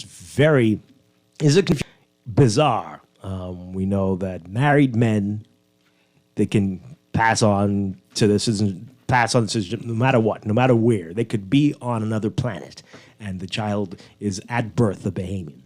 But unmarried men, no matter what, the child could be born right here in the House of Assembly and would not be a Bahamian. Right. I had an uncle who had a child for a foreign woman, and he had to adopt. Yeah, that happens a lot. That's crazy to me. It is crazy. And me, I was born a Bahamian. I was born July 8th, 1973. I was a Bahamian on that date. However, I can't pass my citizenship on to my son because they said I was born outside of the country. Okay? I don't understand why we don't understand why Shawnee's child will not be considered a Bahamian. Well, if the child's not born here. Right. Okay. Because yes. Would the child be? Yes. Okay. If the mother is. Yeah. Because what I could never understand, I think a Bahamian woman anywhere should be able to pass her citizenship, whether married or not, abroad, whatever. If she's unmarried, then yes. But if she's married, the child has to be born here. That's her child. Yeah, that's fine. We're sure, like, no, that's not about that. It's not about that. Because I try to explain it to people all the time. You have Lenny Kravitz, and they get it this way. Lenny Kravitz's mother, okay, well, her situation was like mine, but she was still considered a Bahamian. Her father's Bahamian. Lenny Kravitz, she wouldn't have been able to pass her citizenship on to her child. We sure Lenny's hers. We are sure that's hers. But Michael Thompson married a foreign woman outside of the country, and his kids get citizenship. I don't think that's fair. Well, if the women are unmarried, then it shouldn't fine. be. Yeah, it should not be. You know, I think a Bahamian woman, if she has a child in a bucket in Guam, married or unmarried, that should be. Well, we think we all. Well, I mean, you and I think that, but if she's unmarried, then yes. And I think that a Bahamian man should be able to pass his citizenship on to his child as well. Gotta be married. But see, that's stupid. Can I say that? Yeah, you can. Okay, that's stupid because I had to adopt my own child. Yeah. Really? Well, or wait till the child can wait till they're 18. No rush, No, right? No rush. no. And you were just on a few weeks ago talking about people who find themselves in that situation. They're not 18 yet. They can't apply, but they get opportunities to work or to go to college, and they can't do anything because they're in a limbo situation. They're not really a limbo. But they don't have their Bahamian citizenship sorted out yet. Or they don't want to be considered Haitian because I was born. I understand that. You know, I feel a way about that as well, you know, because I only think a few countries in the world still grant you, just Soleil citizenship. I think very few still do that. But hey, what can you say? Yeah. It's stupid. Yeah. Let's quickly get your reaction to this, folks, very quickly. 323-6232, 325-4316, 325-4259. Tweet us, Facebook us, text us, 422-4796. You know, what was really disturbing about it is that people are seeing the potential for the offspring of a Shawnee Miller-Weibo to be a perfect athlete, since the mother and father are both great athletes, and they're like, well, we need this person to be a Bahamian. Right. And that's the only time you realize that why our laws and our Constitution are bizarre, because you want to capitalize off the potential of this person? That's what it is. Remember, like last week, I sent you some information on a young girl, a gymnast. Okay, mother, American father. She was born in the U.S. She started here, and they are considering her to be like some prodigy, you know, in gymnast. As a gymnast, she started here in the Bahamas. And myself and, you know, someone else, it was like, but she's an American. I'm like, but she's Bahamian too, you know? And no, I said, but she's Bahamian. Her mother is Bahamian, you know? But like you said, we want to capitalize off of the birth to say that that child is Bahamian. So maybe now we presented this a referendum again. We won't vote against ourselves because it's not our party who's presenting it. Well, all right. Let's see what they're saying on the text line. Okay, so oh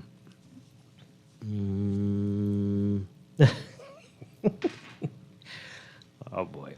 Dwight, I think you're confused. The law says that if you're a Bahamian woman married to a foreign man and we like you, your child could be Bahamian. Hope that clears everything up. Well, that certainly does. That's something there. Well, I hope they like me because I can't pass my citizenship. I have you got to check on that one, though. That sounds. Let me tell you. Because you were born before we became independent. Is that what it is? I was born one day before. That's a lot. The law says July 9th. Right. I was born on the 8th. Oh dear. You know, and I'm tired of buying round trip tickets for my son. You know, and they always give me a hard time when I come in to some of them. Because some customs, they was like, but he's Bahamian. You're Bahamian. I said, but I wasn't born here. They said, but that doesn't matter. But then when I went to the passport office, no, you have to get a belongings permit or whatever because he's not Bahamian. Because I'm like, I'm confused. So what I do is I buy one round trip ticket and I use it for the whole year. Does he have a return ticket? Yes, right here. See it here. But that's from last year. You said a return. You didn't say there had to be a time on it. So they do. My mom used to have a hard time with me, you know, because I didn't get my Bahamian passport till I was like 36. Wow. Yeah. One day. So I don't. I would have changed that date. No, but I'm the one because I wasn't born on the 9th. Everything that everyone has to show on the 9th and beyond, I don't have to do that. I didn't have because I had a big fight with the lady when I went to get my passport. She was like, Miss, you have to get your mom's and grandmother's information. I said, but your sign up here says that I don't. Yeah, but if you were born after the 9th, I said, but I was born on the 8th. And I had to say that about 10 times. I didn't have to show a lot of things. Yeah, there's a lot of misinformation. A lot of people don't understand what's happening, and that's very sad, even after the 2 referenda, right? Right. So we have a lot of work to do. Some more messages here. Shawnee Miller, baby isn't a Bahamian. Either parent should be able to pass on citizenship, married or not. Well, that's not how it is. But if the baby's born here, the baby will be considered Bahamian. Yeah. Bahamian women, married or unmarried, should be able to pass on Bahamian citizenship to their child, no matter where the child is born. Well, I hope you voted in the referendum. I hope you did. But that's not what the majority felt because they both failed. Because of whose party was presenting it. Well, but it was different parties both times. Right, so because I never understood it at either point. I mean, that's the excuses some used, and I think they should have had it as different laws. Don't try to cluster 3 and 4 of them into one. Yeah. Someone says here, maybe we should look at the Haitian constitution, whereas any child is considered automatically a Haitian, apply that here and see what happens. Well, that's not just the Haitian constitution. Many, many countries have policies like that. Like the United States, but in Haiti, I can't have a child in Haiti and that child becomes Haitian. It won't happen. It won't. No, because you're not. I'm not, or I don't have any ties to Haiti. Meaning I didn't have like a grandmother or a great-grandmother born there. Yeah.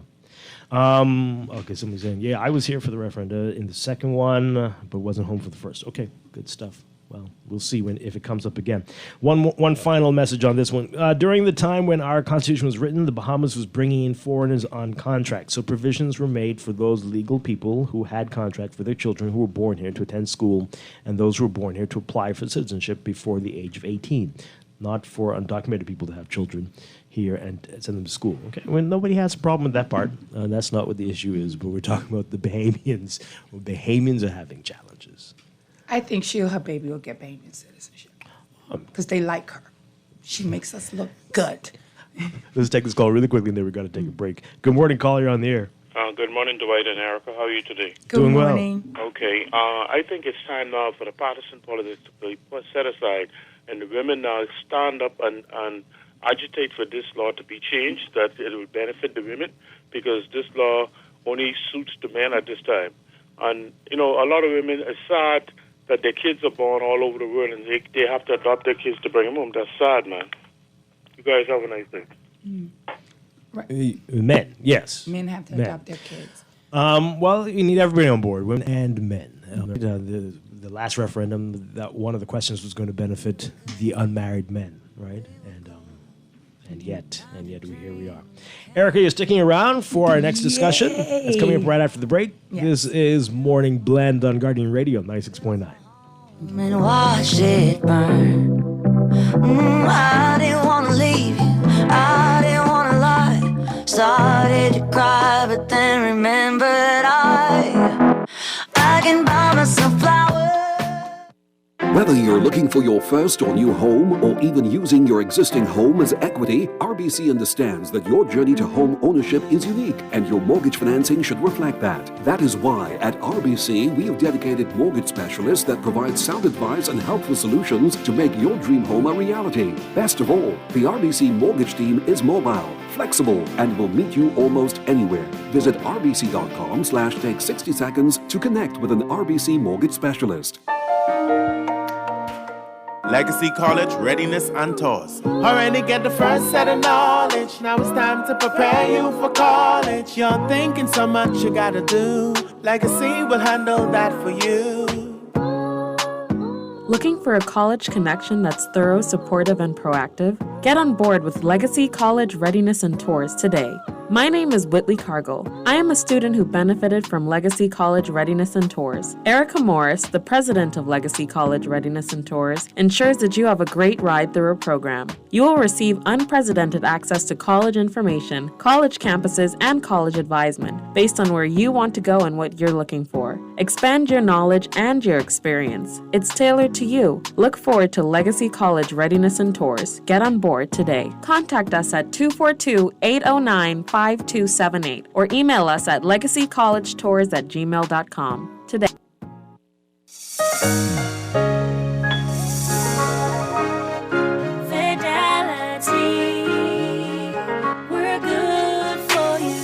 Whether your business is in-store, on the go, or both, let Fidelity work with you to maximize your customers' payment options with a fixed or mobile terminal so that you never miss a sale.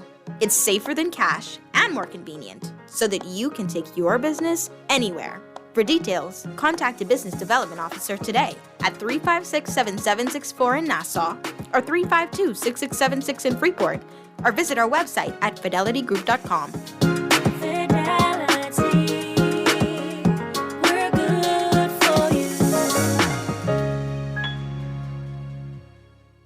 Florida Auto Parts can deliver all the auto parts your car will ever need, direct from the USA and from around the world.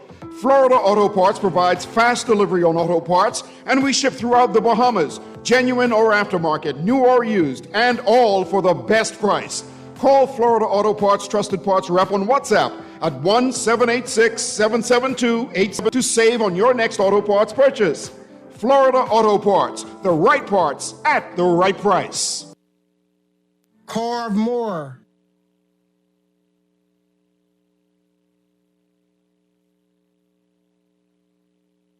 Legacy College Readiness and Tours, preparing you for college. If you want to go to college, contact Legacy College Readiness. Oh yes, they're the best. They do stores and college readiness, so you could be prepared for college with no stress. So if you wanna go to college, intend to go to college, on your way to go to college, Legacy College Readiness and Tours, contact them. Legacy College Readiness, contact them. Legacy College Readiness. We are back here with Morning Blend on Guardian Radio 96.9. Dwight Strachan with you. And you heard Erica before, Erica Morris with Legacy College Readiness and Tours. And we have with us in the studio from Rochester Institute of Technology, the Assistant Director of International Enrollment, Daniel Kopperud. All right. Yeah. There we go. Welcome to the show. Great to have you with us. Thanks so much, Dwight. All right, so tell us, Institute of Technology. Where are you? I guess that's New York. Yeah. So we're in upstate New York. We're actually closer to Toronto than we are to New York City. Oh, wow. So I love it there. The weather's great. It's everybody knows us for technology. It's in our name. When I come here, people are usually thinking, oh, computer science, engineering. But we do offer way more than that. Yep. So what are you most, other than technology, what are you most known for? Well, so I guess one thing that I'm really kind of interested in is, as I was here, I'm realizing how big of a role tourism plays in the economy here. Yeah, definitely. And so we have a huge tourism program. A lot of places do tourism and hospitality, but technology is kind of the backbone of everything that we do. So we have a data-driven tourism management program. And that's something that I'm realizing might be kind of a big deal here. Okay, so explain a little bit about that. Like, how does that work, and how's that different from the hospitality focus? Yeah, so it's someone in the back room, somebody using a computer, looking at data, all the data that we collect for everything. We can use that for, predicting things, for saying like, hey, where do we need to allocate resources? Where do we need to put our money, put our investments? How do we predict what's going to happen? I was sitting in my hotel. I saw a big cruise ship coming through, and I thought, these guys are using data to drive everything that they do. Yeah. And I'm like, this is what we need to do here as well. Wow. Do you know if there's ever been a Bahamian enrolled in that program? Not in that program. Yeah. Wow. Because this is the first time we've come to the Bahamas. Okay. And so it was your vacation, and I had to justify. I'm like, no. Look at the numbers. We have really good students who are here. And after I kind of explained the numbers, we're really data driven. After I explained the numbers, it was kind of easy for me to come down here. Okay. We were talking off air. You noticed one of our problems when you got in. You got in Sunday, but you noticed it yesterday. A major challenge for us in the Bahamas, maintaining our power, keeping the electricity on. Yeah. But you've got courses that could help. Yeah, absolutely. Yeah, I'm glad you picked up on that. So, it's very sunny here, and I realized solar would be an easy sell. And so we do a sustainability electrical engineering program. We have one of the best sustainability programs. And so electrical engineering, solar power, it seems like it would go hand in hand with everything here. It's just a great way to kind of back up the power grid, so we don't have any power outages anymore. Yeah. How high can you go with that? That goes up to a PhD. PhD. Wow. Yeah. Okay. So, but you can start doing things with a bachelor degree. So actually, one of the things when I say doing things, one of the best things we have at Rochester Institute of Technology is our co-op program, and that's something most people are not familiar with outside of the Northeast in the U.S. And that's a program where students will actually get a chance to work while they study. It's kind of like an internship, but it's a little bit more than that. A co-op is where you're going to spend up to a year working at different companies. You're going to take a break from your studies. You're going to push pause on your homework, on tuition. You're going to go to a company either in Rochester or another city, another state, or even another country, and you're going to work at this company like an employee. You still have to pay American taxes because you are going to get paid. But then you're going to get job experience, do some networking. And then these are the companies that recruit our students before they graduate. So if students do want to continue working, this is a great pathway to do that because we're able to extend your student visa by 3 years. So when you graduate, you can stay in the U.S. for 3 years to work. That's excellent. Yeah, it's a pretty good program. Wow. All right, so what are some of the unusual degrees that you have that people might not be used to hearing That's a great about? question. So something like we have a fantastic medical illustration degree. So I see parents and they say, my child loves to draw, but I want them to have a job when they graduate. And so medical illustration is a fantastic program. It's someone who's great at art, but they did pretty well in biology too. They're the ones that make the illustrations, these 3D models that we see of things that doctors use, for example. Right. Wow. That's fantastic. So you can get a degree in that. A degree in that, and you get a job. We have 100% placement rate. So after graduation, we have companies that are just snatching up our students because we're one of the only schools that does it. We're the only undergraduate program with a cadaver lab in the United States. Okay. Wow. All right. What are some other ones? I mean, that's a pretty interesting one. We have a really, really strong furniture design. Actually, our jewelry making program is also really strong. Nobody thinks of the technology school as having a strong art background, but we're really strong. Those are really interesting sort of niche programs. And you get degrees in those? You can get a degree in that, yeah. Furniture making and jewelry design. Yeah. Okay, so here's one thing that no one thinks you can get a degree in, but video game design. We have a really strong video game design program. We're actually number 2 or number 3 in the country for video game design, depending on who you ask. Wow. So our students, not only do they play a lot of video games, we've got a really strong esports program for people that play video games, but they also make video games. That's pretty cool. Yeah. Yeah.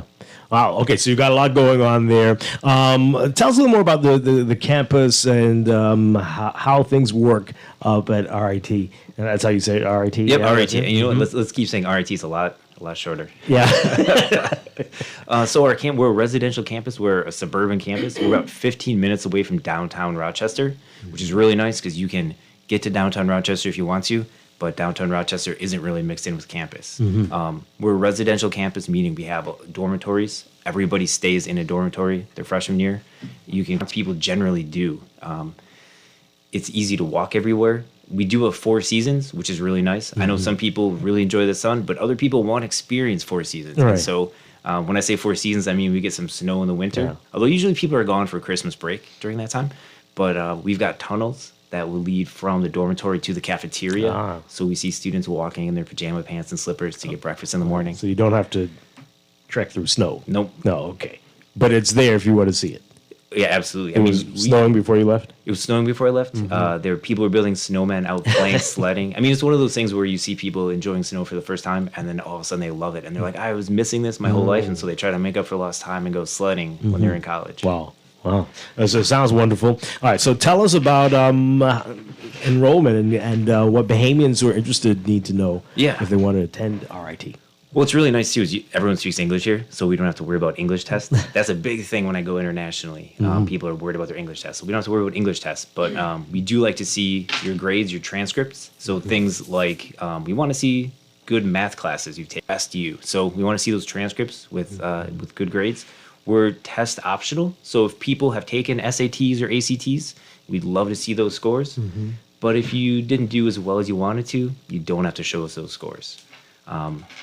That's a big thing. We want to see letters of recommendation as well. So get somebody from your high school, somebody from your community to write you a letter that kind of talks about why you're a great person and the good qualities that you have and why you should come to RIT. And finally, just sort of completing the application and sort of giving a background of who you are. Part of that is your essay. You're going to kind of talk about yourself, the journey that you've been on in your life, because the students we see are so unique, and we want to hear that story. You know, how you got from where you were to, you know, hopefully where you're going to go, and how RIT is going to be part of that journey. Wow. And if you're interested in graduate studies, what should you know? So that's actually a great question too. We have something called an accelerated bachelor's master's program. So we do have graduate school. If there are students out there who have a bachelor's degree and they want to do a graduate program, we've got many of those programs. So if there are high school students right now and they're interested in getting a master's, they know right now they want to get a master's. Wow. We have a program where they can speed up the whole process, do it in 5 years instead of doing 4 years plus 2 years with some time in between. Whole thing can get done in 5 years. Oh, wow. All right. So it's February already. If you're interested in fall, what are the timelines looking like? Yeah. What So do you need right to now we are just past our application deadline, but because I'm here now, everybody in my office knows I'm here now. We're going to be able to kind of extend the deadline a little bit if people are interested in coming. Otherwise, if there are people that are kind of thinking ahead to fall 2024, this is a great time to start thinking about college. Applications are going to be open next August for fall 2024. But if there are some students now that just, they're not sure what they want to do yet, or, they know they want to come to the U.S., they want to study technology, we can probably fit you in at the end of our application season. Yeah, wow. And what are costs like and scholarship opportunities? Yeah, that's another great question. So because we're a private university, our cost is a little bit higher than a state school. However, more scholarships are way more flexible with scholarships than with state schools. And also because we are STEM designated, we're like science, technology, engineering, math, we have these programs, we have a lot of offers from student loan companies to help our students because it's a great return on investment for them because our students have usually very high salaries upon graduation. Yeah. So student loans are also another really good option. And you mentioned it earlier, they find jobs once they leave RIT. Yeah, right? one of the things, our co-op program where students are working is kind of our cheat code, our secret that allows students to get jobs because these companies will hire our students before they graduate. And so, they're getting good jobs, whether in the U.S. or back in their home country. Yeah, well. And Erica, your connection, what can you tell us and students out there who are listening? Well, actually, I visited Rochester Institute of Technology. I went there twice. First time, I was just blown away just by the campus and, looking at the kids on the campus being, collaborative. And I was intrigued by the furniture making. So I'd like to make furniture. And I was intrigued by that. And I remember one of the things that I remember about the school was when they said, you could create your own major here. I'm like, really? And the surroundings. And the second time I went, I actually took about 100 kids on that campus, and that was the first time many of them have seen snow. I think that was the first time I seen snow as well. And that was like maybe a year or two before COVID. I am the only agent in the Bahamas for Rochester Institute of Technology. And I was just intrigued by a lot of what they had to offer. And I remember him saying something about the solar solar panels and what we would need to keep the lights on. We remember that from yesterday. And solar power is an area of priority for the Bahamas government. So I think if kids were able to go there and, they're specializing in that would be a great opportunity. The Bahamas government would be more in tune to giving scholarships for a student who's going to this institution to get that degree. Yeah. Wow. All right. So, Dan, you didn't tell us that part. You can create your own major? So, we do have kind of a self-directed major. So if a student is like, I really want to do this thing, but we don't have that major, and you can kind of put a plan together, that's something that we can do. The majors that we have so many majors. There's over 200 different majors, but if there's, you need number 201, we can put that together for you. All right, so how can people get information and look at all that you offer? What's the best place to go to get the information? Well, so just to have a quick overview, it's real easy. RIT.edu is real short and sweet to kind of see an overview yourself. But Erica is our the only agent that we have in the Bahamas. So chatting with her at Legacy is a great way. She can give you the information. She's kind of our feet on the ground in the Bahamas right now. Yeah. All right. And Erica, remind people how they can get in contact with you. Yes, you can email me at legacycollegetours with an S at gmail.com, or you can give me a call at 809-5278. But I want to say this, Dan, I think he wants you to tell him about being a video game. Oh, you're telling me because he doesn't believe certain things that you could get a degree in. I'm like, I was getting a degree in fashion merchandising. He said you could get a degree in that. Like, so she was telecaster for video games. Oh my gosh! That can't be possible. If you were born, 15 years later, you'd be probably one of the best, the game caster. So our video game program, esports program, is huge. We compete in 19 different games. We have usually about 3 different squads per game. To be on a squad, you have to try out. You have to make the team. When you make the team, you get a jersey, you get a coach, you get a manager. We have a dedicated training facility for esports. Then beyond that, there's all these other people that exist outside of the gamers themselves. So, there's coaches, managers, there's finance people. We travel around the country competing in video games. What's cool is our students get to keep the money if they win. Wow. Beyond that, we have people who are the casters. So if parents are listening, you're probably thinking, okay, I know my kid likes to watch video games, but he's not playing. Well, there's somebody who's narrating that. Imagine we're watching a football match or basketball game. Someone's talking, the sportscaster. Same thing happens with esports. Yeah. So we have video game casters. But there's not a degree in that, though. There's not a degree in it yet. Not yet. Yes. However, there are people that are graduating, starting their own casting businesses, and out of their bedrooms. Yeah, we were born too late. Yeah. Or too early. Is it too late? Yeah, because we could. There's kids doing it. Yeah. Right. So this is amazing. We have a fantastic infrastructure set up for that. I mean, we're always talking about, the next big thing we're going to do on campus. We need casters because we've got so many different games that are happening, and not every game is having somebody casting. So, you can get into radio, and you can also get into casting. That is so cool.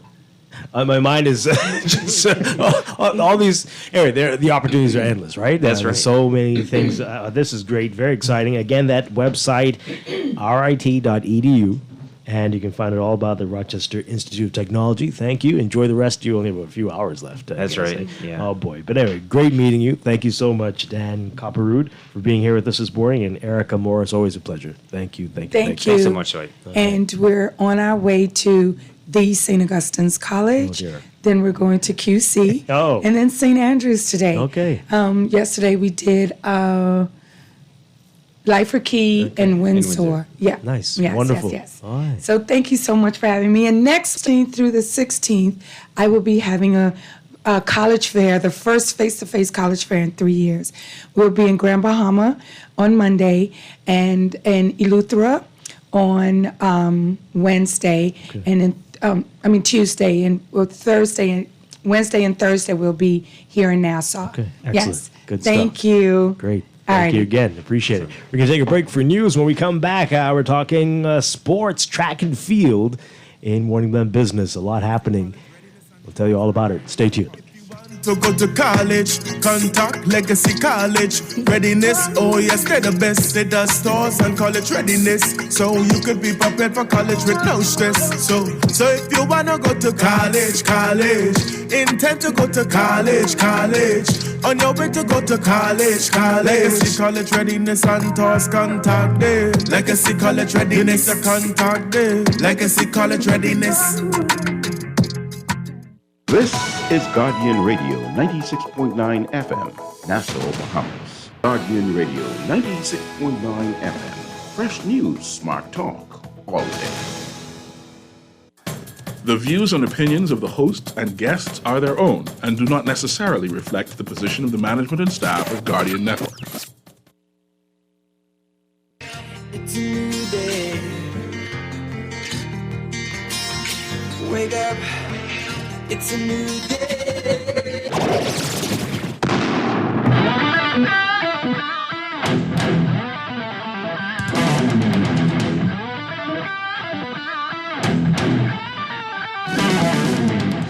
Good morning and welcome to Morning Blend Business on this Tuesday, February 7th, 2023. Welcome back to our Morning Blend listeners.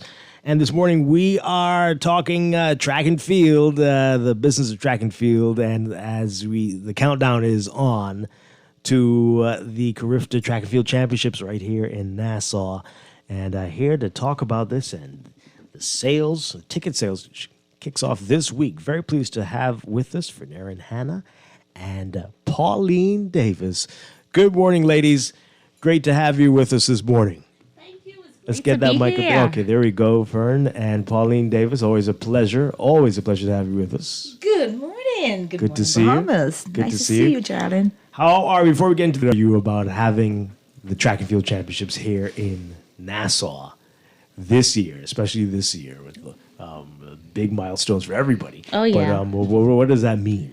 It means a whole lot. It means it's the 50th year of the Bahamas, 50 year of CARICOM, and definitely 50 years of the Carifta Games. That's a good number, right? It is a good number. It is. And, I hope that the Bahamians out there don't take this for granted. Mm-hmm. This 50 years, we came a mighty long way, and God has spared all of our lives. And when I sit across the table here from the dame of the Carifta Games, she was a product of this same Carifta opportunity. So this is a big opportunity for the nation, and it's a big opportunity for our kids. Absolutely.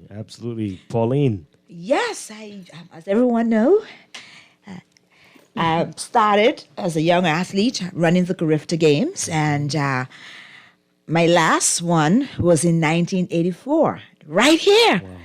In that beautiful state that we have. I became a singer. That literally catapulted me to the world. And the gift of being an athlete took me to 177 countries, Dwight. Absolutely. Never paid a dime. Wow. Yeah, great stuff there. For those out there who are thinking that, we really have a lot to be proud of when it comes to track and field. Yes. But it doesn't always feel that we are celebrating our track athletes the way that we should. What do you say? And what more needs to be done? It's very simple.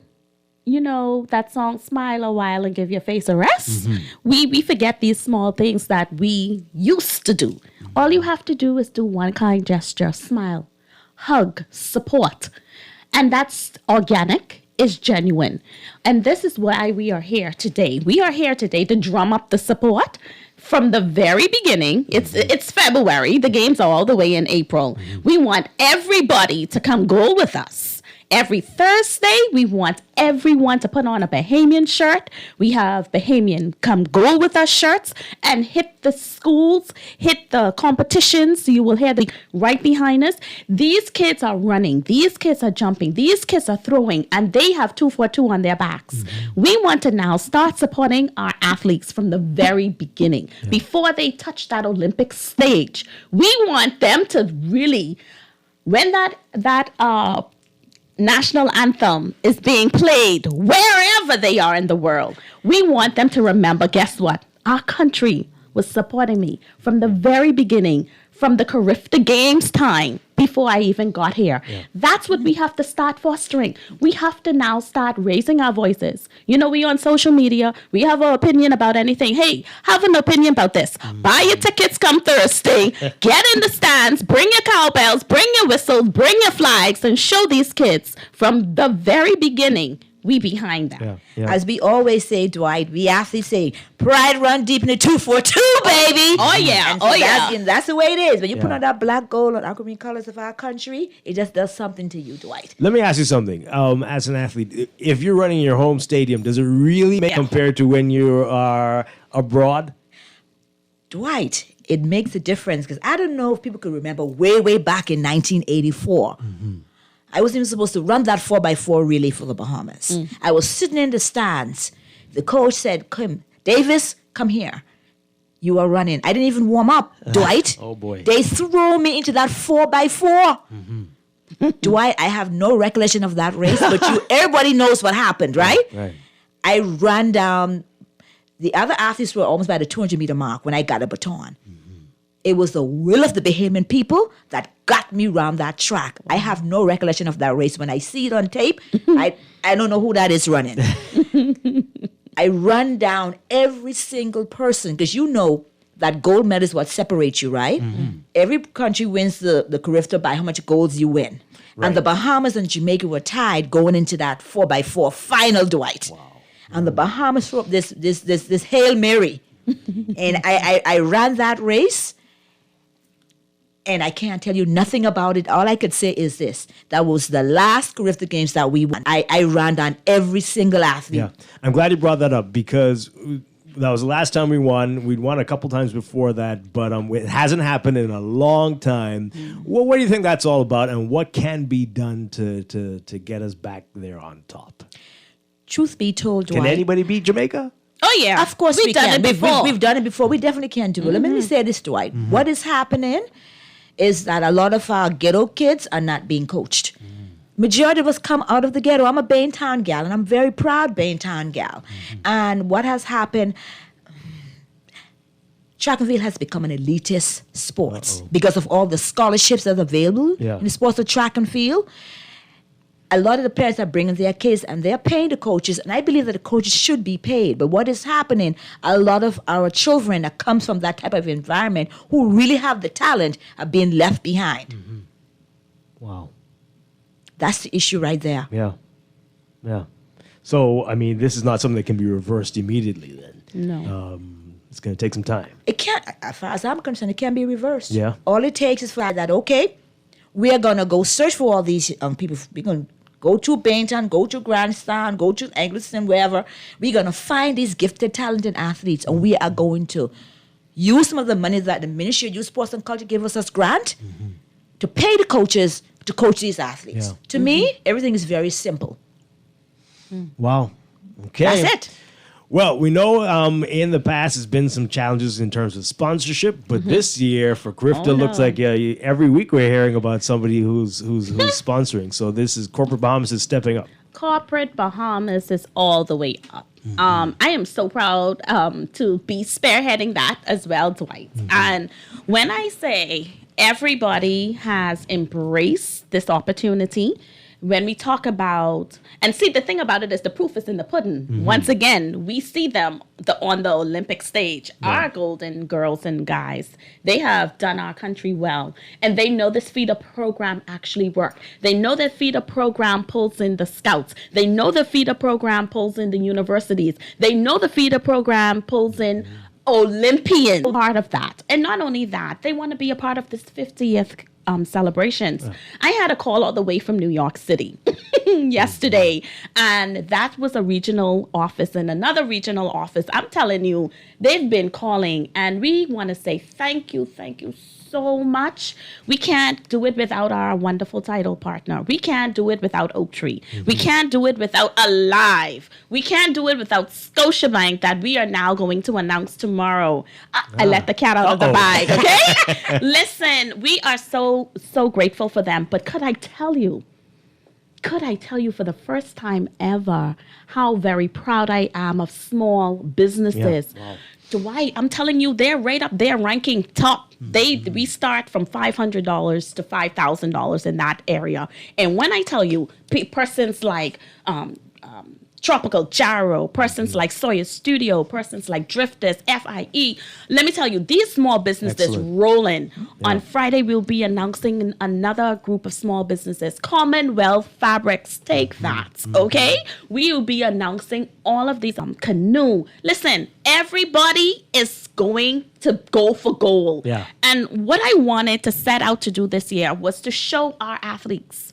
See, it's one thing to say something, but then again, you put your money where your mouth is. Listen, back it up. And we are opening it up for everybody to be included. This year, we stand on the mantle of one thing: transparency. You can go on our website, www.carifta50.com, for the first time ever. And speaking to that young lady in New York City in a regional office, a top regional office, I would not say the name yet because we're still in negotiations. You will be, they're on board, but I'll wait to tell you. She said, when I told her, listen, this year, we made it intentional for us to be transparent. The LOC that is led by Lyndon Maycock, he's from one of our top accounting firms in the country, AOS. They are also a proud partner of the Carifta Games, coming in at a gold sponsor. Wow. So he said he wants to do something different. He said he wants to do transparency. He wants to know your funds, not only your brand, but your funds are in capable hands, and we are not going to be careless with it. And most companies really and truly want to hear that and need to be reassured that their funds are not wasted. Yeah. So that is something not only for us in the LOC to stand behind. That is something moving forward we would like to see all across these sporting events. Let the person see. If someone know how you're spending their money, let's think about it. If our parents give us $10, they know what it's for and it's beneficial. Yeah. Okay, they are going to support us. Same thing applies. We are in a different demographics. We can't just go ahead and take a person's money and don't be accountable for it. Absolutely. So we want to appeal to everybody. Listen, it's not late. My marketing team, I want to say a special shout out to Todd, Callie, Tion, CJ, Michelangelo, Tanae, and of course Pauline is on the team. We work around the clock. And they said to me, Fern, when are you they say, Fern, when are we gonna stop with the partners? When it's their cutoff date? I said April 6th is the cutoff date. We roll on April 7th. Yes. But listen, I want you guys to come on in and join the fun. We are having so much fun at the LOC. Backing us, 106% is our Minister Mario Bole. Good morning, sir. I want to say good morning. Our director, Chelsea. I can't pronounce her last name. She's going to get married. But she is backing us 100%. Needless to say, the B3As and the Knockout Federation, World Athletics, listen, all of these dynamic persons are backing us, rooting us on, and no better place to have it in the 242 for the 50th. Absolutely. I'm drop this controversial statement here, but don't you think track and field should be the national sport of the Bahamas? I know that. See, I'm we'll a do a whole lover. show on that another day. Let's do a show. Pauline coming back on that one. But anyway, all right, so we're going to fill this stadium, right? We're going to fill this stadium. We're going to fill the stadium. Okay. That's the plan. Listen, listen. Okay, y'all don't want me to get mad. Listen, I don't want no one calling me on the 11th hour for any more tickets. The tickets are available to you come Thursday. They start at $5. Oh, wow. Listen to me. It's affordable. We have a 3-day package. Go on our website, www.carifta50.com. You can go on all of our social media handles, led by one of our partners, Desquay.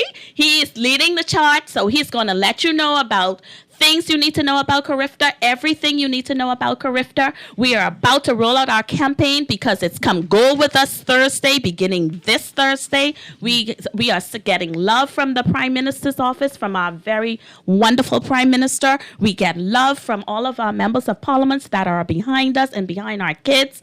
We want you guys to come go with us on Thursday. So 10 a.m. on Thursday, ticket sales online. All you have to do is go to our website once again, to carifta50.com, and you'll be able to look and find the ticket sales. It will be there ready for you to go live on Thursday. So if you go right now, you're not going to see it. It's going to be loaded and ready to go for Thursday morning, or you can just come on down by the Thomas A. Robertson Stadium at our box office to purchase your tickets. But go on our social media pages. The map is there. The prices is there. And like I said, it's no excuse.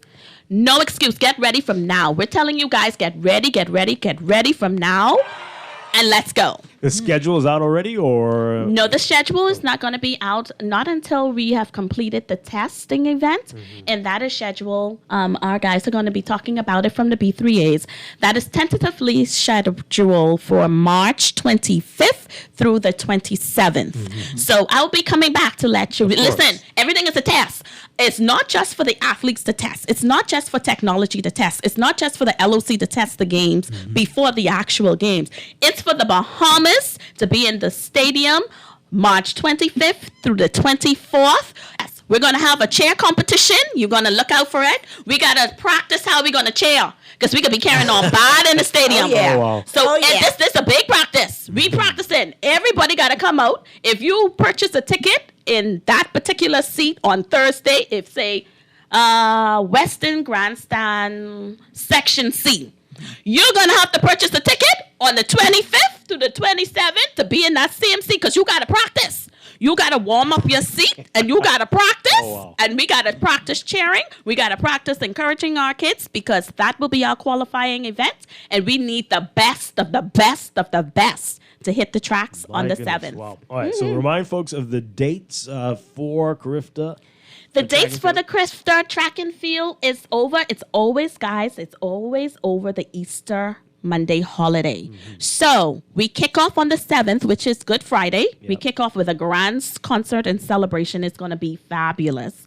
We're going to start telling you about that more and more. All you have to do is check our social media pages. We kick off on the 7th of April to the 10th. The 7th of April to the 10th is the 25th to the 27th of March. All right, so somebody's asking, it's 4 days, but you're selling 3-day packages, so your 3 days include which days? That's the actual competition event. So Saturday, Sunday, and Monday. That's correct. Right. You're correct, Dwight. So what happens on the Friday? You can everyone can just show up? Everyone can show up. Yeah. We're going to have a grand concert. We're going to have a great celebration with our kids. You know, we are still a Christian nation, and that's something that the Knockout Federation and the Carifta Games also embrace. They always start the event off with a church service led by a chaplain of the games, Pastor Mario Moxie. He will be leading it off. Please check out our social media handles every Thursday, beginning this Thursday. Dwight, we know what's going on. We know we have some of our nation youth that really needs some help. So we are going to kick things off every Thursday by praying for the youth of the nation. So we invite everybody Thursday mornings to just join in on our social media handles and pray. If you want to send us encouraging words to our kids, please send out some encouraging words. We don't have no time for negativity. If you have an issue, please inbox us. Don't put nothing out there for our kids to read negative on our handles. You know, we love to go negative. It ain't about that. It's about going for goal, and we're asking you to come goal with us every Thursday. And Pauline, there's some people who are thinking, I could watch this on TV. That's fine. What do you got to say to them? No, Bahamas, you got to come out. You got to come out and support. And guess what, Dwight? They get to see the future Olympic gold medals for the country, the future world champions. Not just for the Bahamas, but for the entire Caribbean. I don't know if most people can remember in 2002 when Usain Bolt, when we first lay our eyes on Usain Bolt running in our stadium. I remember I was sitting right there with President Diak at the time, and he literally almost came out of his chair when Usain Bolt started to run. So it's not just about coming out there, but it's coming out and supporting the Bahamas, supporting the entire Caribbean, because we are one big happy family. That's right. And Carifta, the map in terms of our juniors, it is a stepping stone onto the Olympic Games. And everybody know, when we go to the Olympics, no matter where we go to run, Dwight, the first thing that they always say, before they even call my name, or Shanae's name, or Stephen Gardner's name, or Anthony Strachan's name, they always say, and running from the Bahamas, in lane 4, it is Stephen Gardner. And then the camera comes up, and they show his chest with the Bahamas across his chest. So, country is important. When we put on that black, gold, and aquamarine colors for our country, the whole world know it is the Bahamas. So we need to come out. Got to come out. Got to fill that stadium. Bahamas, you got to come out. You got to support our athletes. Come and see them before they even become big stars. And you know they're going to have a lot of people in town who are going to try to make noise. Than make more noise than we do. The Bahamas can afford to let them other people come to the home here in our stadium on our turf and outdo us. Right. That's the business. Get into the chair. You have a chair that you think is going to be really cool in the stadium, cheer them on. And Dwight, while I'm at it, let me put in this plug. Everybody, please. Junior Junkanoo is going on a Come Go With Us Thursday. That Thursday, this Thursday evening is Junior Junkanoo. Oh, yeah? And whomever wins the Junior Junkanoo program on Thursday will also be featured during the Carifta Games. Oh, yeah. So this is a big event. This is where, Junkanoo always takes the center stage. Along with them, the Teen Hawks from the Genesis Warhawks of Change, the organization, and of course the Carifta Congos, they will be rocking the stadium. It's going to be a great time, guys. Listen, it's only $10, $15, $25, $35 for VIP. Oh. Y'all know y'all is buy Barris VIP for $200. I don't want to hear nothing. I don't want to hear nothing. Y'all know y'all is spend $300. Please get your 3-day golden ticket.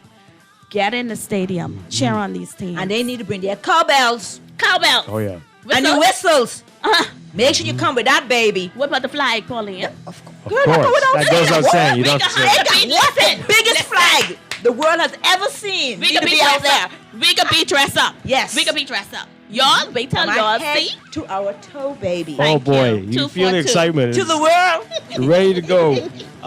This is, and you're going to keep us posted along the way as the countdown to Carifta. Yeah, okay. I'm looking forward to it. April. Wonderful stuff. For Nara and Hannah and Pauline Davis, thank you. Thank you very much.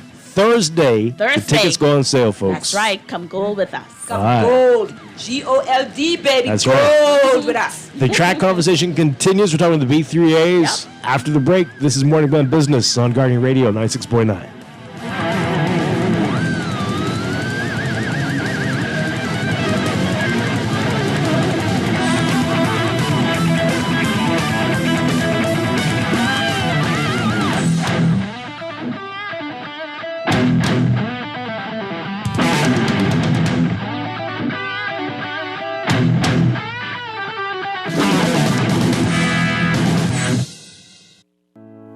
Earning zero interest on your savings at the bank? With as little as $100, you can start earning interest on your money while you're sleeping, eating, or standing in line at the bank with the CFAL Savings Express Plan. Ready to invest? Start by putting $1,000 into our mutual funds and earn interest there too. Because at CFAL, your interest is our interest. Visit cfal.com to start now. CFAL, growing wealth for future generations of Bahamians. Introducing the new Tortilla Lime Crunch Chicken Sandwich from Wendy's. And I have a little bit of everything. Avocado, taco, mochi tortillas on top of a delicious breaded chicken fillet. Yes, try it and add our all-new Dave's Craft lemonade to your combo. Wendy's, different inside and out.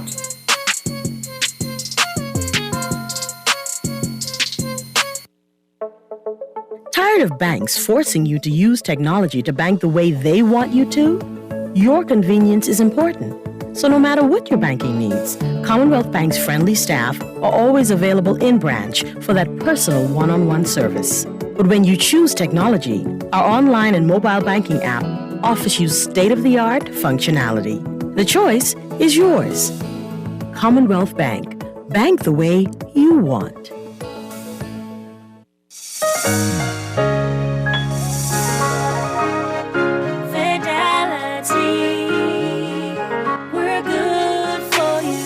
Whether your business is in-store, on the go, or both, let Fidelity work with you to maximize your customers' payment options with a fixed or mobile terminal. It's safer than cash and more convenient, so that you can take your business anywhere. For details, contact a business development officer today at 356-7764 in Nassau or 352-6676 in Freeport, or visit our website at fidelitygroup.com.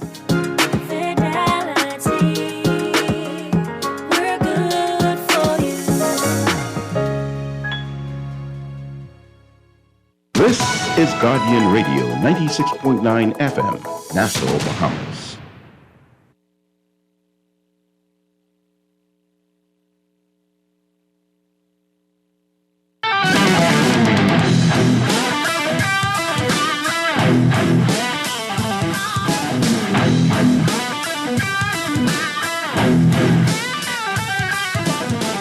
Welcome back to Morning Blood Business here on Guardian Radio 96.9. Dwight Strachan with you on this Tuesday. We continue our discussion about track and field with the B3As. B3As have a big event coming up in a few days, B3A Relays. Here to tell us all about that, we have Violations of Marketing, our very own Sheldon Longley from the Nassau Guardian, and we have Special Projects Coordinator Demarius Cash.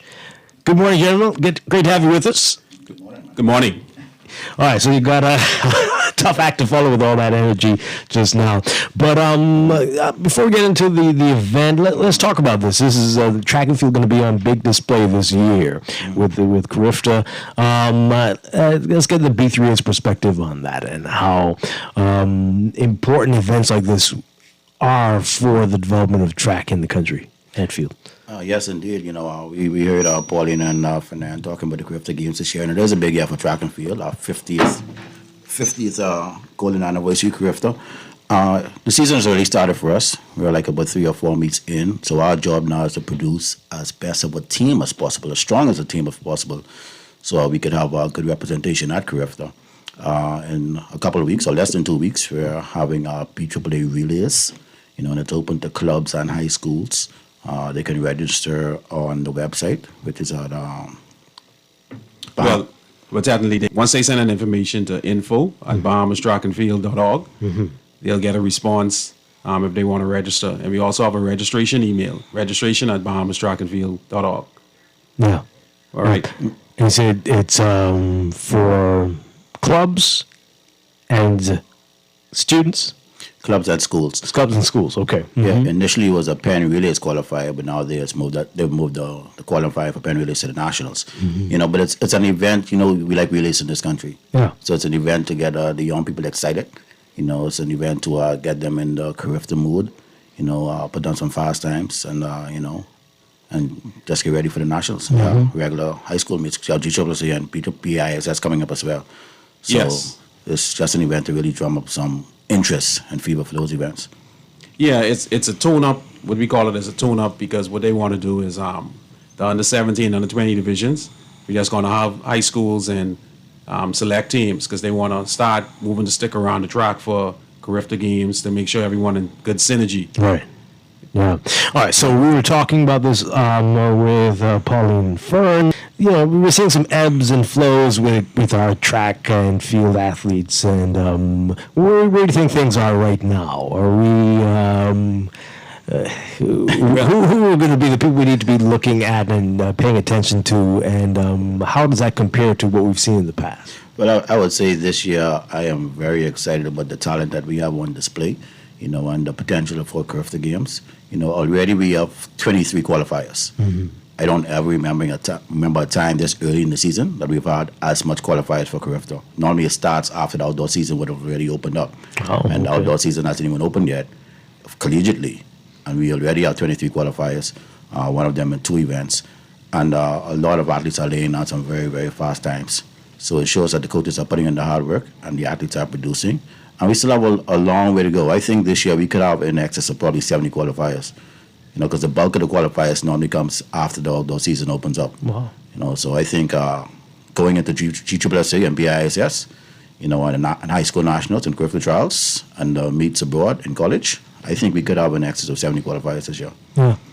The Jamaican contingent's been dwarfing everybody else. But will home field advantage, will that play a role here? Will we have larger numbers comparable to Jamaica?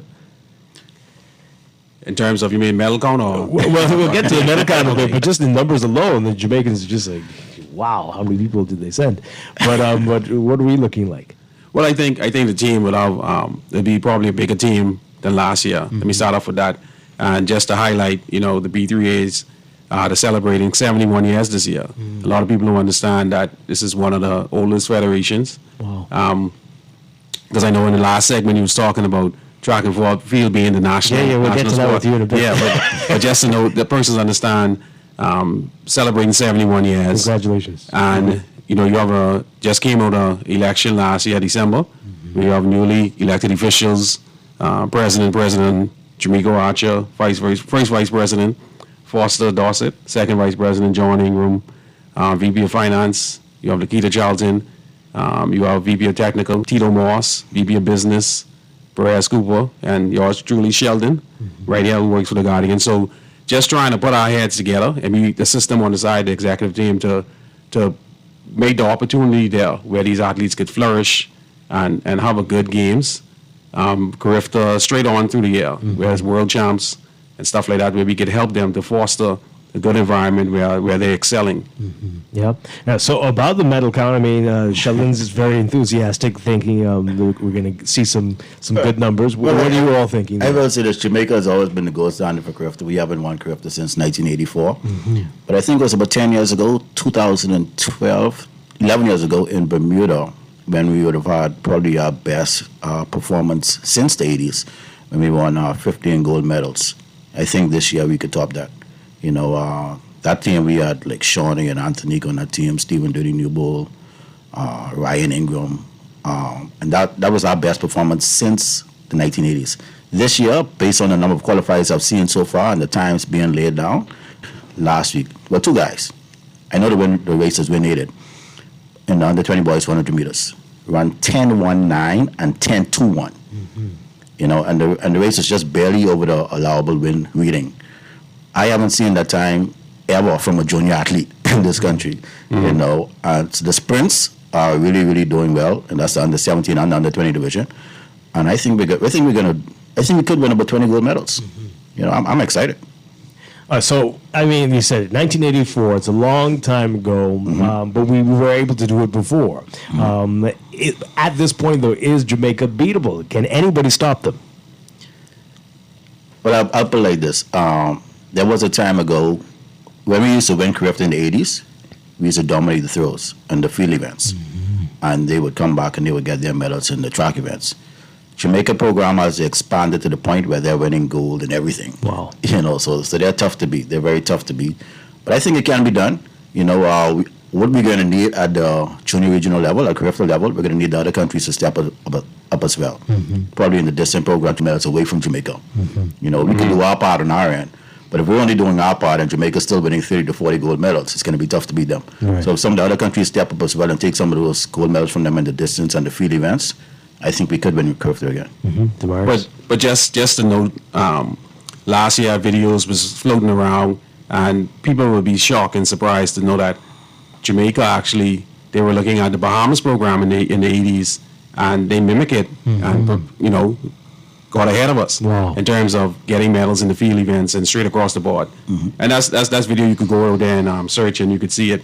But like I say, from a federation standpoint, all we could do is put in the tools to help these athletes to excel. That's why February 18th is a big date where we're doing a relay meet, where we want, just like how they want the stadium full for Carifta, the kids have to be used to running in front of large crowds. So we could get everyone to come out and support this event, where you could see, like I said, the under 17 division and under 20. I don't want to drop any names, any high schools who will be competing, but we know that this GSSA is a movement. So we like all those fans out there to come out and support these young kids.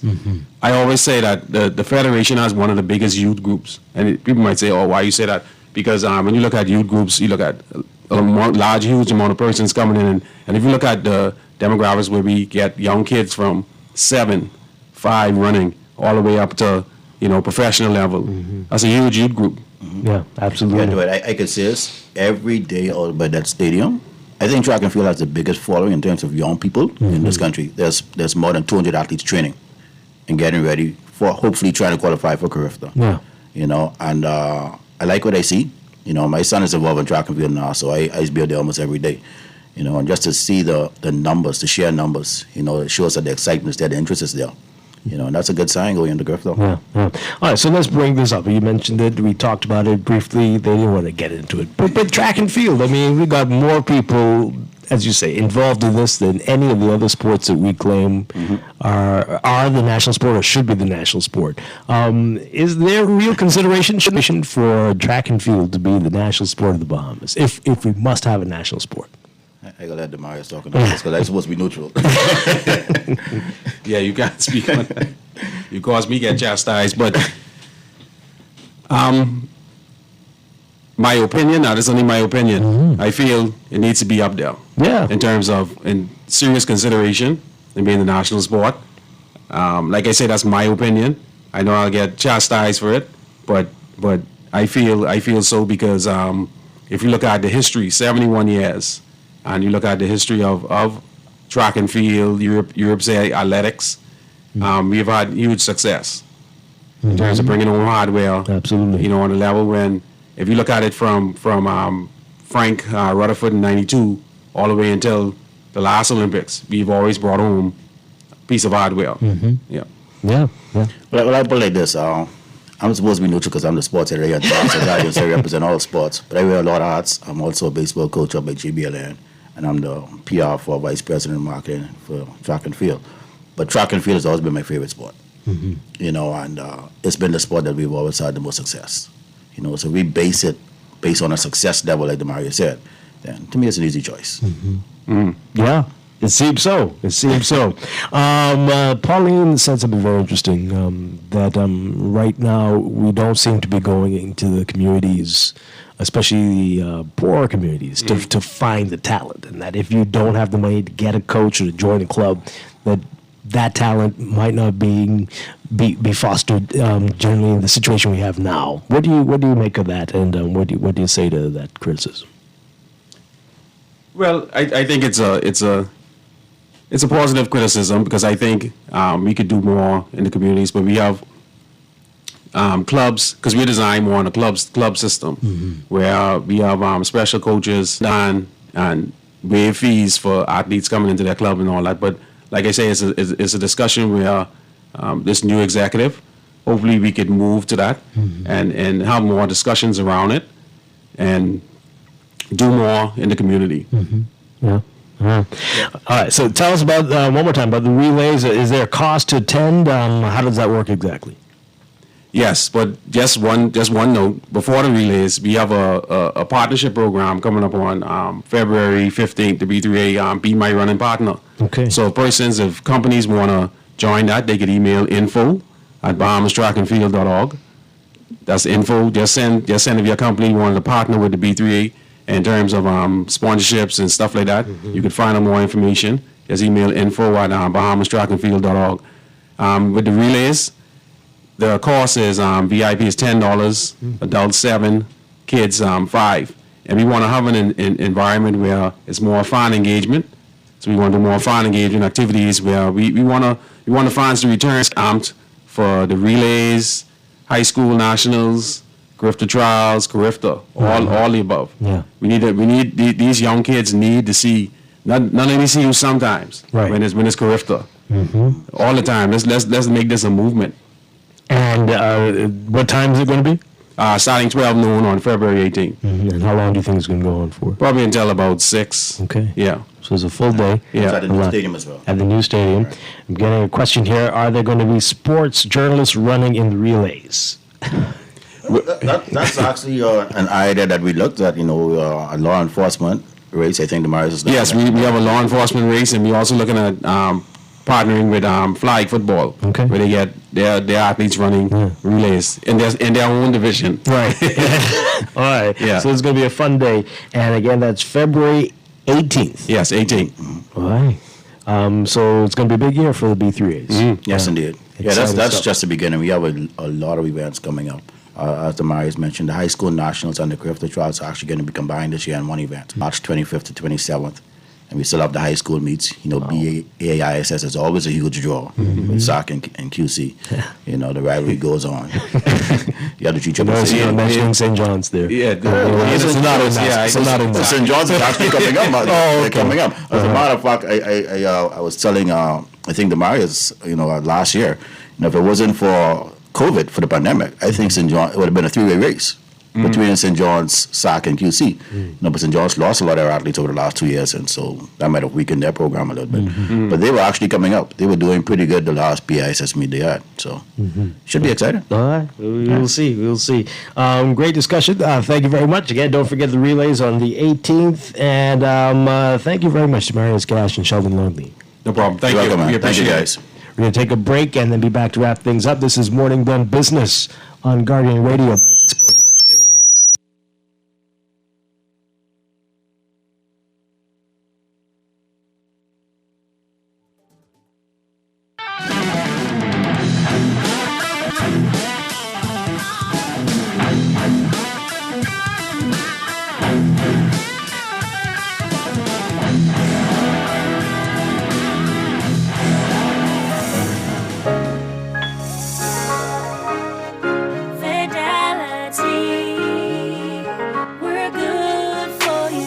With so much going on in the world today, only accepting cash at your business can be risky.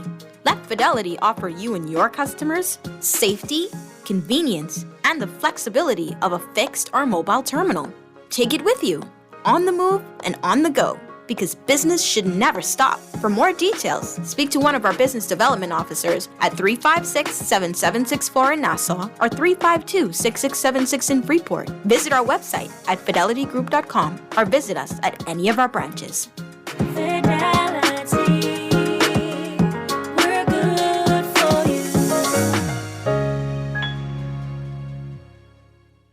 This is Guardian Radio 96.9 FM, Nassau, Bahamas.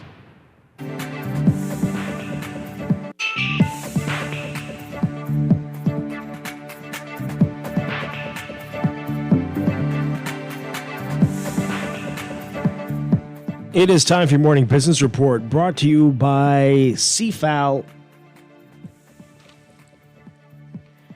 The government is still banking on the use of blue carbon credits as a form of raising capital. That's according to Prime Minister Philip Davis. He says that he did not reveal yesterday when and by how much the country will benefit from the highly touted revenue source. But last year, the government announced that it will be in a position to launch the country's first blue carbon credits from Bahamian seagrass by the end of 2022, once they have been verified by the Voluntary Carbon Standard, which provides a robust global standard and program for the approval of credible voluntary assets. During his speech, as he raised debate on the fiscal strategy report and public debt management strategy in the House yesterday, the Prime Minister said pursuing the use of non-traditional financing mechanisms such as repurchase agreements, public-private partnerships, and blue carbon financing are among the government's top priorities over the near to medium term. Noting that historically, government collects property tax that is billed annually to property owners in the country, Prime Minister Davis saying that his administration is focused on increasing that collection rate to 75% over the next 4 years.